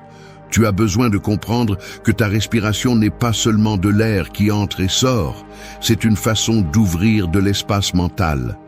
La clarté n'apparaît pas lorsque tu ordonnes tes idées, elle apparaît lorsque tu ouvres de l'espace pour que les idées s'ordonnent d'elles-mêmes. Marc Aurèle méditait en se concentrant uniquement sur sa respiration, non pas parce qu'il voulait échapper au monde, mais parce qu'il comprenait qu'à l'intérieur de chaque inhalation, il y a un rappel profond. Tu es vivant maintenant, pas dans le passé qui te poursuit, ni dans le futur qui t'inquiète. Chaque respiration consciente te ramène au présent, et le présent est le seul endroit où la clarté existe. La confusion nocturne naît de la dispersion. Tu vas te coucher en pensant à des problèmes, des souvenirs, des conversations, des peurs et des possibilités. Ton esprit saute d'une chose à l'autre sans contrôle. Tu essaies de l'arrêter avec de la logique, mais la logique ne peut pas vaincre un esprit surchargé. La respiration peut, parce qu'elle régule ton système nerveux, parce qu'elle baisse le volume de ce qui t'agite, parce qu'elle te rend le contrôle interne sans épuisement. Respirer pour trouver la clarté est un acte de simplification. C'est enlever le pouvoir à ce qui t'a saturé pendant la journée. C'est arrêter de chercher des solutions dans le bruit et commencer à les chercher dans le calme. Quand tu respires profondément, la pensée circulaire se brise. L'inquiétude perd de sa force. L'imagination cesse d'exagérer. L'esprit se calme. Et dans ce calme, apparaît ce que tu avais besoin de voir. La clarté ne se sent pas toujours comme une grande révélation. Parfois, c'est simplement comprendre ce que tu ne dois pas penser ce soir. 19. Sois compatissant envers toi-même. L'autocompassion ressemble à une maison que tu continues de construire chaque jour. Pendant les heures de lumière, tu élèves des murs, tu poses des briques, tu répares des dommages, tu soutiens des structures. Mais à la tombée de la nuit, beaucoup de gens font quelque chose d'illogique. Ils démolissent une partie de cette maison intérieure avec des pensées dures, des reproches et des culpabilités inutiles. Et puis, ils se demandent pourquoi ils se réveillent émotionnellement fatigués. Être compatissant envers toi-même, c'est arrêter de détruire ce que tu as déjà construit. C'est permettre à ta maison intérieure de rester debout pendant que tu dors, sans effondrement provoqué par ta propre voix. L'autocompassion n'est pas de l'indulgence, ce n'est pas t'excuser de tout, ce n'est pas ignorer tes erreurs, c'est te traiter avec la même humanité que tu traiterais quelqu'un que tu apprécies. C'est reconnaître que tu fais de ton mieux avec ce que tu as. C'est regarder tes échecs sans les transformer en identité. C'est te permettre d'être fatigué sans te cataloguer comme faible. Sénèque disait que personne ne se blesse plus que celui qui se punit de l'intérieur. Et combien il avait raison. Beaucoup de gens ne se reposent pas parce que leur esprit devient un champ de jugement constant. Être compatissant envers toi-même avant de dormir implique de te parler dans un langage différent de celui que tu utilises lorsque tu es frustré. Pendant la journée, tu peux te demander, tu peux te pousser, tu peux te discipliner. Mais la nuit, tu as besoin de douceur dans cette voix intérieure. Tu as besoin de te dire des choses qui te soutiennent, pas qui te coulent. Le manque d'autocompassion est l'une des raisons pour lesquelles tant de gens vont au lit en pensant qu'ils n'ont pas fait assez, qu'ils ne sont pas assez ou qu'ils ne seront jamais assez. Et ces idées sont un poison émotionnel. Marc Aurèle, malgré sa force et sa discipline, avait une habitude très humaine. La nuit, il se rappelait à lui-même qu'il était aussi vulnérable, qu'il faisait aussi des erreurs, qu'il se trompait aussi. Et pourtant, il se permettait de se reposer. Non pas parce qu'il était parfait, mais parce qu'il comprenait que la perfection n'est pas une condition pour le repos. Tu n'as pas non plus besoin d'être parfait pour mériter la paix. La compassion interne est précisément cela. Accepter ton humanité. Être compatissant envers toi-même implique aussi d'interpréter tes erreurs avec maturité. Pas avec le drame, pas avec la culpabilité, pas avec l'auto-attaque. Si quelque chose n'a pas bien tourné aujourd'hui, ne le traîne pas comme un poids toxique jusqu'au lit. Observe-le, apprends de lui, mais ne le transforme pas en fouet. La culpabilité répétitive ne t'améliore pas, elle t'épuise. Elle ne t'enseigne pas, elle te bloque. Elle ne te renforce pas, elle te brise. La compassion n'élimine pas la responsabilité, elle l'équilibre. Ce point t'aide aussi à cicatriser les petites blessures que tu as accumulées pendant la journée. Peut-être que quelqu'un t'a mal parlé et tu es resté avec le sentiment de ne pas avoir bien répondu. Peut-être que tu as fait une petite erreur que ton esprit a exagérée. Peut-être que tu t'es comparé à quelqu'un et tu t'es senti inférieur. Peu importe la source du malaise, l'autocompassion est l'antidote. C'est te dire « j'apprends ». C'est te dire « j'ai fait de mon mieux aujourd'hui ». C'est te dire « demain, je peux faire mieux sans me détruire ce soir ». Épictète enseignait que la paix intérieure naît lorsque nous cessons de nous traiter comme des ennemis. Le manque de compassion crée cette inimitié interne, toi contre toi-même, toi contre tes pensées, toi contre tes émotions. Mais tu ne peux pas te reposer en te battant avec toi-même. L'autocompassion désarme cette guerre silencieuse. Elle t'accompagne vers un état où l'esprit cesse de t'attaquer et commence à te soutenir. Être compatissant envers toi-même avant de dormir signifie aussi mettre fin à l'exigence incessante. Tu n'as pas à résoudre ta vie aujourd'hui. 20. Renouvelle ton esprit chaque nuit. L'esprit humain ressemble à un jardin qui reçoit autant de lumière que de tempêtes. Il y a des jours où il fleurit sans effort et des jours où il semble se flétrir complètement. Mais le jardin n'est pas détruit par une mauvaise journée. Il se renouvelle lorsque la nuit tombe. La nature ne remet pas en question son processus. Elle se repose simplement, se répare et repousse à nouveau. Ton esprit fonctionne de la même manière. Il a besoin d'un espace nocturne où il peut se permettre de régénérer tout ce que la journée a usé. Il a besoin de cette pause sacrée où la fatigue se transforme en force silencieuse. Renouveler ton esprit avant de dormir ne signifie pas te forcer à te sentir bien quand tu ne l'es pas. Cela n'implique pas non plus d'ignorer ce qui t'a fait mal ou de prétendre que tout va bien. Cela signifie te donner un moment réel pour redémarrer, pour clore le cycle de la journée, pour te débarrasser de l'épuisement émotionnel. Marc Aurèle écrivait dans ses méditations que chaque nuit, nous devons revenir à nous-mêmes, comme celui qui rentre chez lui après une longue bataille. Non pas pour célébrer la victoire, mais pour reconnaître l'effort, soigner les blessures et nous préparer pour le jour à venir. Renouveler ton esprit est un acte de soin de soi profond. Et cela devient indispensable lorsque tu as eu une journée difficile, où tu as senti que tout te consumait, où tu as absorbé des tensions externes, où ton énergie a été drainée par des situations qui étaient hors de ton contrôle. L'esprit, lorsqu'il n'est pas renouvelé, accumule du poids. Et ce poids se reflète dans l'esprit avec de l'anxiété, dans le cœur avec de la tristesse et dans le corps avec de l'épuisement. Mais le repos nocturne peut inverser cela si tu l'utilises de manière consciente. Épictète parlait du retour au centre, cet état où tu ne réagis plus ni ne portes d'émotions dispersées. Renouveler ton esprit signifie précisément cela, revenir à ton centre, revenir à ce que tu es quand personne ne te met la pression. Revenir à ton équilibre naturel. Et pour y parvenir, tu as besoin de laisser aller l'identité émotionnelle que tu as acquise pendant la journée. Tu n'es pas ta fatigue, tu n'es pas ta colère, tu n'es pas ta frustration, tu n'es pas la pression que tu as ressentie. Ces émotions sont des expériences, pas des définitions. Et te renouveler, c'est te rappeler cette différence. Ce point t'apprend aussi à te régénérer émotionnellement sans dépendre de stimuli externes. Tu n'as pas besoin de musique parfaite, ni d'un environnement idéal, ni de quelqu'un pour te consoler. Le renouvellement de l'esprit vient de l'intérieur, à cet instant où tu décides d'arrêter de lutter contre ce qui est déjà passé.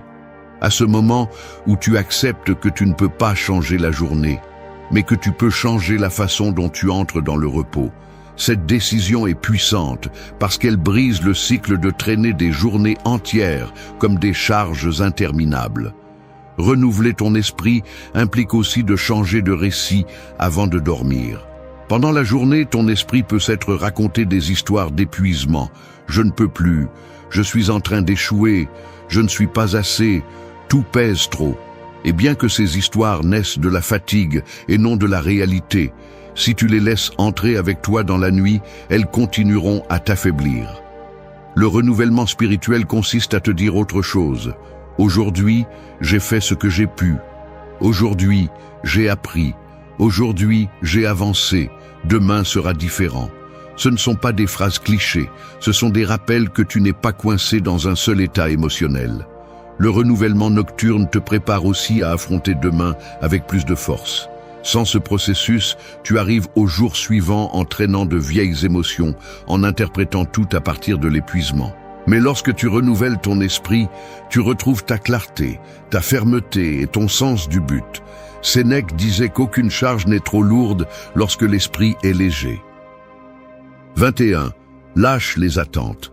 Les attentes ressemblent à des sacs à dos invisibles que tu ramasses sans t'en rendre compte pendant la journée. Dans chaque conversation, tu en portes un, dans chaque pensée anticipée, tu en prends un autre, dans chaque désir non accompli, tu ajoutes du poids. Le pire, c'est qu'à la fin de la nuit, tu portes encore ces sacs à dos, même s'ils n'ont plus de sens. Et plus tu accumules d'attentes, plus il devient difficile de te reposer. Lâcher les attentes est l'acte de laisser ces sacs à dos sur le sol pour pouvoir respirer à nouveau. La plupart des gens pensent que les attentes donnent une direction, mais souvent, elles ne génèrent que de la pression. Tu exiges que la vie se déroule comme tu le souhaites, que les autres agissent comme tu l'espères, que tes plans se réalisent parfaitement, que tes émotions s'alignent sans faille. Mais la réalité ne fonctionne pas selon tes règles, et les attentes rigides deviennent une tempête interne lorsqu'elles ne sont pas satisfaites. Marc Aurèle disait que celui qui attend que les autres agissent selon ses désirs est condamné à une frustration constante. Et la frustration, accumulée, est l'ennemi du repos. Lâcher les attentes ne signifie pas renoncer à tes objectifs, ni te résigner à n'importe quoi. C'est libérer l'obsession du résultat. C'est faire ce qui te revient, sans dépendre émotionnellement de la manière dont cela se passe. Lorsque tu entres dans la nuit, tu dois arrêter d'exiger du monde, des gens et de toi-même que tout se passe exactement comme tu l'as imaginé. Parce que cette exigence se transforme en anxiété. Et l'anxiété est incompatible avec le repos profond. Épictète enseignait que l'origine de la souffrance réside dans le désir que les choses soient différentes de ce qu'elles sont. Les attentes exagérées, celles que tu ne peux pas contrôler, celles qui dépendent des autres, celles qui se nourrissent d'illusions, toutes deviennent des chaînes émotionnelles qui te suivent même lorsque tu te couches. Et si tu ne les lâches pas, ton esprit continuera à lutter contre une réalité que tu ne peux pas changer ce soir. Lâcher les attentes signifie aussi accepter l'imperfection de la vie. Que tout ne s'est pas passé comme tu le voulais aujourd'hui. Que tout le monde n'a pas répondu comme tu l'espérais. Que tu n'as pas toujours raison. Que tu ne peux pas contrôler le rythme des autres. Que tu n'obtiendras pas toujours ce que tu crois mériter au moment précis où tu le désires. Et c'est bien. C'est la nature même de l'existence. Résister ne fait que te voler de l'énergie. Ce point t'invite aussi à lâcher les attentes que tu as envers toi-même. Tu as porté des pressions internes que probablement personne d'autre ne t'a imposées. Des objectifs irréalistes, des délais impossibles, des normes écrasantes, vouloir être impeccable tous les jours, vouloir avancer sans faute, vouloir te sentir bien tout le temps. Tout cela est un piège qui t'épuise. Lâcher les attentes internes, c'est te regarder avec humanité, avec clarté et avec maturité. C'est te dire à toi-même, j'ai fait ce que j'ai pu aujourd'hui. Non pas par conformisme, mais par sens du réel. Lâcher les attentes apaise aussi le cœur. Le cœur se fatigue non seulement à cause de ce qui se passe, mais aussi à cause de ce qu'il imagine qui aurait dû se passer. La déception est le résultat direct d'une attente non satisfaite. Et si tu accumules trop de déceptions, la nuit devient lourde, confuse, pleine de bruit émotionnel. Mais quand tu lâches les attentes, tu ouvres de l'espace pour l'acceptation. L'acceptation n'est pas une faiblesse, c'est la liberté. Sénèque disait que la véritable tranquillité naît lorsque tu arrêtes d'exiger de la vie qu'elle soit différente. Et cela se pratique chaque nuit, lorsque tu choisis de ne pas emporter au repos ces histoires que tu t'es racontées sur la façon dont aurait dû être la journée. La vie ne te doit pas de cohérence avec tes plans. Tu dois juste apprendre à aller avec le courant. 22. Souviens-toi que ce moment suffit. Ce moment ressemble à une petite île au milieu d'un océan agité. Autour de toi, les vagues du passé frappent fort et les vents du futur soufflent avec intensité. Mais à la surface où tu te trouves maintenant, sur cette petite île appelée présent, il y a du calme. Le problème est que presque personne ne reste là. La plupart vivent mentalement dans ce qui a été ou dans ce qui pourrait être, ignorant que le seul espace où ils peuvent vraiment se reposer est cet instant. Se rappeler que ce moment suffit est un acte de maturité émotionnelle et une discipline mentale qui apaise tout ce que la journée a laissé en suspens. L'esprit a tendance à te tromper en te faisant sentir que tu as besoin de résoudre quelque chose de plus avant de te reposer. J'ai besoin de réfléchir un peu plus à cela. J'ai besoin d'anticiper ce qui se passera demain. J'ai besoin de comprendre pourquoi cela s'est produit. Mais rien de tout cela ne se résout par l'épuisement nocturne. Le présent est suffisant, mais ton esprit insiste sur le fait qu'il ne l'est pas. Et cette insistance te vole la paix. Marc Aurèle disait que le présent est toujours gérable, le passé n'existe plus, et le futur n'est pas encore à toi. Et si tu comprends vraiment cela, la vie devient légère. Se rappeler que ce moment suffit implique de lâcher la narration qui t'entraîne vers d'autres temps. Le passé n'a pas besoin d'être révisé ce soir. Ce qui s'est passé, c'est passé. Ce que tu as bien ou mal fait est déjà écrit. Et y penser, comme si tu pouvais le changer, ne fait que blesser ton repos. D'autre part, le futur n'a pas non plus besoin d'être anticipé maintenant. Tu n'as pas toutes les pièces encore. Tu ne connais pas toutes les variables. La plupart de tes peurs sont construites avec des informations incomplètes, avec des scénarios imaginés. Le futur ne t'appartient pas ce soir, mais ton présent, oui. Épictète enseignait que l'angoisse naît de l'abandon du temps que tu peux vivre. Le présent est le seul moment réel, le seul que tu peux respirer, le seul où tu peux te sentir en sécurité. Quand tu te rappelles que cet instant est suffisant, la pression disparaît. Tu n'as pas besoin d'être parfait demain. Tu n'as pas besoin de résoudre chaque problème aujourd'hui. Tu n'as pas besoin de fermer les cercles de force. Tu as besoin d'être ici. Être présent avant de dormir signifie aussi revenir au corps. Sentir la respiration, sentir le poids des couvertures, sentir la température, sentir le pouls. Tout cela te ramène à l'île de cet instant. Le corps est un pont direct vers le présent, mais tu l'ignores parce que tu vis enfermé dans ton esprit. Quand tu descends dans le corps, la pensée se calme. Le futur cesse de crier. Le passé s'éteint. La nuit devient plus douce. Se rappeler que ce moment suffit t'aide à lâcher l'anxiété accumulée. L'anxiété veut toujours t'emmener à un autre moment, au lendemain, au « et si », au « et sinon », au « qu'est-ce qui se passe après ». Mais quand tu te dis, avec fermeté, « ce moment suffit », l'esprit n'a plus d'argument. Il ne peut pas lutter contre quelque chose qui est vrai. Il ne peut pas manipuler ce qui est réel. Le présent est la seule vérité indiscutable. Ce point t'apprend aussi à valoriser le petit, le simple, l'immédiat, le silence que tu as maintenant, la respiration qui te soutient, le calme qui est disponible, même si tu ne le regardes pas. Souvent, ce que tu as cherché toute la journée t'attendait à cet instant, mais tu ne le vois pas parce que ton esprit continue de voyager vers des lieux qui n'existent pas. Sénèque disait que nous gaspillons la vie en attendant de vivre, et cette phrase prend vie la nuit. Combien de fois as-tu essayé de dormir pendant que ton esprit continuait de courir vers demain? 23. Choisis des pensées de paix. Les pensées ressemblent à des graines portées par le vent. Certaines tombent sur un sol fertile et fleurissent. D'autres tombent sur un sol aride et meurent. Et beaucoup passent simplement à côté. Mais chaque nuit, juste avant de dormir, c'est toi qui décides quelles graines tu vas planter dans ton esprit. Tu ne peux pas contrôler toutes les graines que le vent du jour apporte, mais tu peux choisir celles qui restent.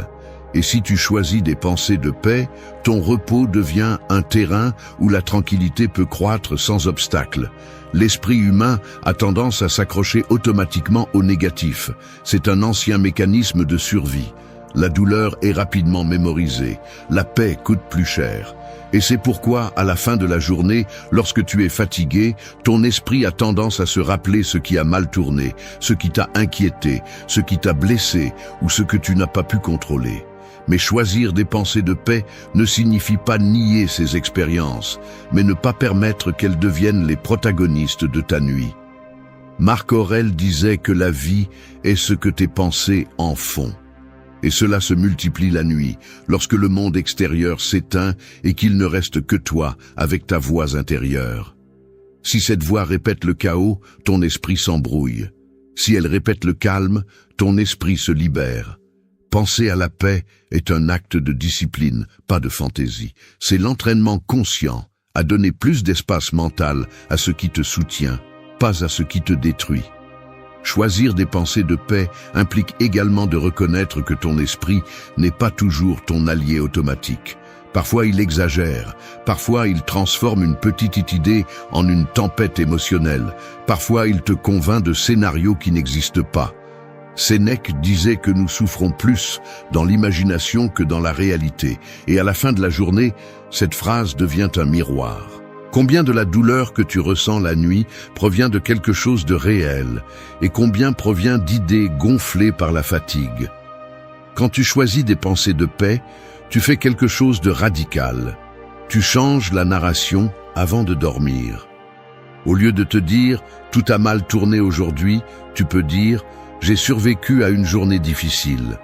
Au lieu de penser « je ne suis pas assez bon », tu peux penser « j'apprends ». Au lieu de répéter « je n'y arriverai pas », tu peux te rappeler « demain j'essaierai avec plus de clarté ». Il ne s'agit pas de phrases vides, mais de pensées qui soutiennent ton bien-être plutôt que de le saboter. Ce point t'invite également à prendre du recul par rapport à tes pensées les plus toxiques.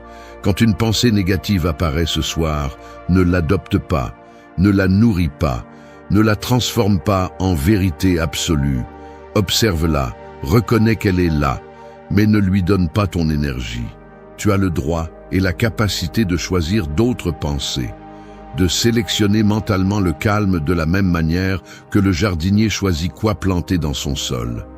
De plus, choisir des pensées de paix renforce ta santé mentale. Ton corps réagit à tes pensées comme si elles étaient réelles. Si tu penses à des tragédies, ta respiration se modifie. Si tu penses à la tranquillité, ton système nerveux se régule.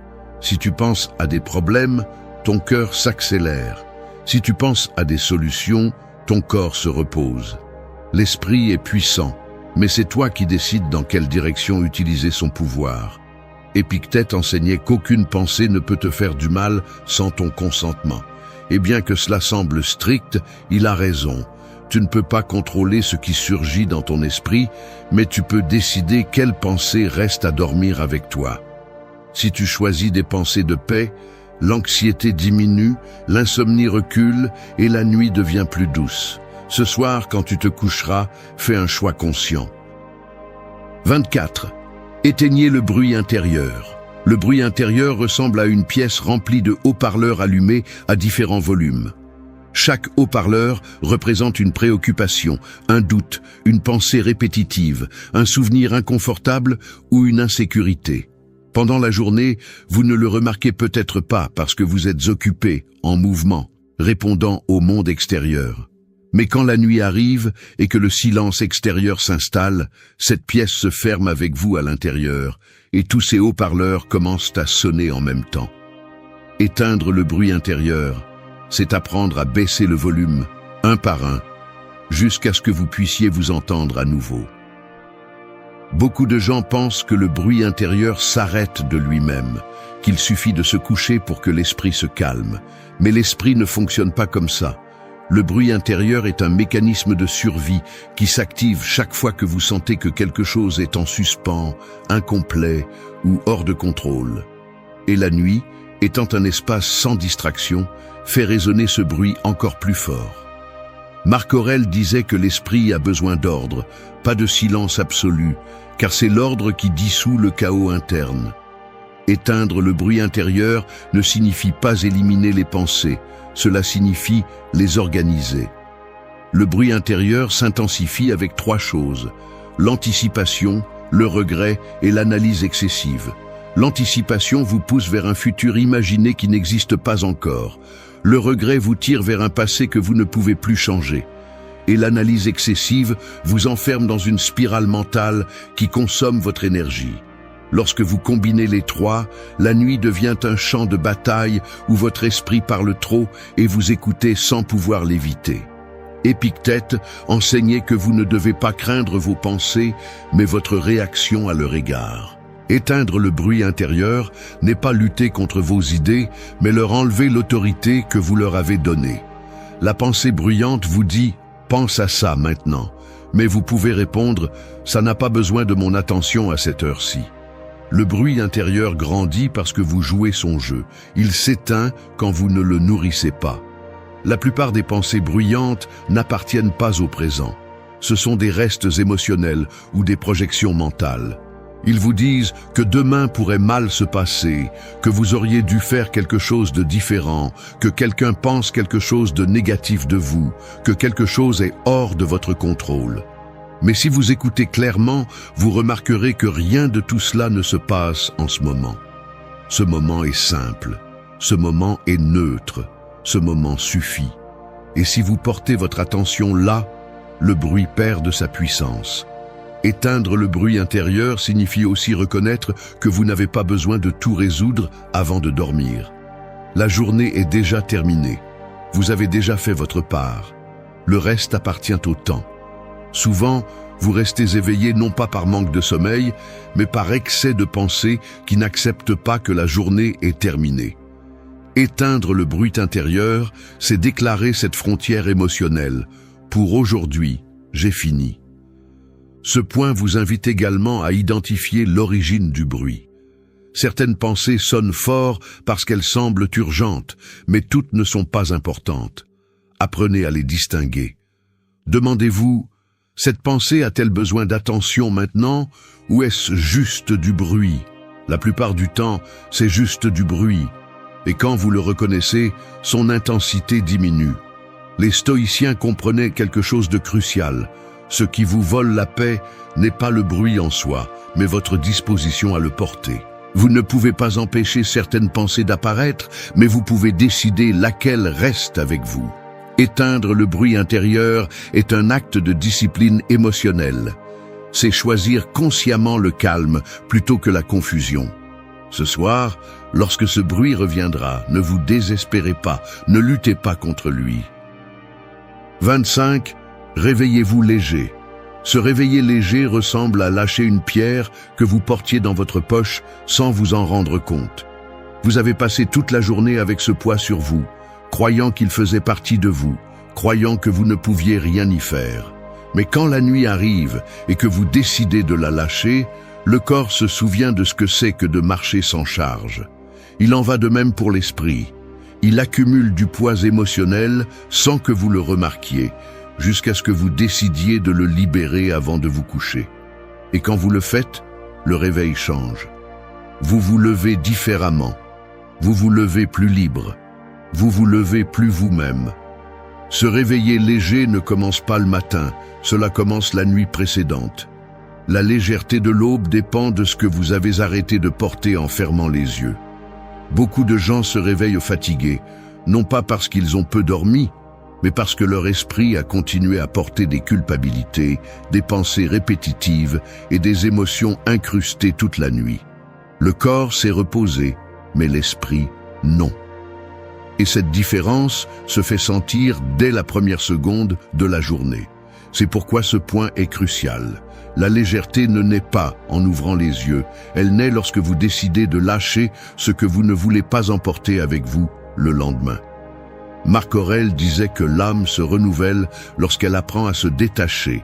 Et ce détachement se produit chaque nuit lorsque vous choisissez de ne pas emporter dans votre sommeil des histoires qui ne méritent plus d'espace. Se réveiller léger signifie dormir sans traîner des conversations que vous ne pouvez pas changer, sans anticiper des problèmes qui n'existent pas encore, sans punir votre esprit pour des erreurs qui ont déjà appris leur leçon. La légèreté est un acte conscient. La plupart des pensées que vous avez portées aujourd'hui n'ont pas besoin de vous accompagner demain. Ce qui vous a fait mal vous a déjà appris quelque chose. Ce qui vous a inquiété vous a déjà montré vos priorités. Ce qui vous a frustré vous a déjà montré une limite. Mais rien de tout cela ne devrait devenir un bagage permanent. La légèreté mentale vient de comprendre que les émotions sont des visiteurs, pas des résidents. Et quand vous les laissez partir avant de vous coucher, l'âme se réveille avec plus d'espace pour la clarté. Sénèque enseignait que celui qui apprend à lâcher vit deux fois. La première fois lorsqu'il affronte le jour, la deuxième fois lorsqu'il laisse la nuit le vider de l'inutile. Cette deuxième vie est celle qui vous prépare à un réveil léger. Un réveil où l'esprit n'est pas saturé, où le cœur n'est pas serré, où le corps n'est pas en résistance. La légèreté n'est pas un prix, c'est une pratique. Se réveiller léger implique aussi de lâcher les attentes sur soi-même. À la fin de la journée, donnez-vous la permission de ne pas être parfait. Donnez-vous la permission d'échouer. Donnez-vous la permission de vous arrêter. Donnez-vous la permission de ne pas avoir toutes les réponses. L'esprit devient lourd lorsque vous le remplissez d'exigences impossibles. Mais quand vous le traitez avec humanité, le repos devient plus profond. Et au réveil, au lieu de vous sentir submergé, vous ressentez de l'espace. Vous ressentez de l'oxygène émotionnel. Épictète parlait de la liberté intérieure comme du véritable objectif de l'être humain. Se réveiller léger, c'est exactement cela, une forme de liberté. Liberté de ne pas répéter mentalement les mêmes histoires. Liberté de ne pas porter d'anciennes culpabilités. Liberté de ne pas rester coincé dans vos peurs. La nuit est une porte, et en la traversant, vous avez l'opportunité de laisser derrière vous ce que vous ne voulez plus porter avec vous. Ce point vous invite également à regarder votre matin avec plus de douceur. Vous n'avez pas à sauter de la peur à la performance immédiate. Vous n'avez pas à vous réveiller avec la tension de la veille. Si vous avez dormi avec intention, vous vous réveillerez avec clarté. Danke, dass du bis zum Ende des Videos geblieben bist. Wenn du alles gesehen hast, kommentiere, ich bin stoisch, als unser geheimes Zeichen, um zu wissen, dass du ein wahrer Schüler des Stoizismus bist. Vergiss nicht, den Kanal zu abonnieren und das Video zu liken, wenn es dir gefallen hat. Wir sehen uns im nächsten Video und denke daran, kultiviere weiterhin deinen stoischen Geist.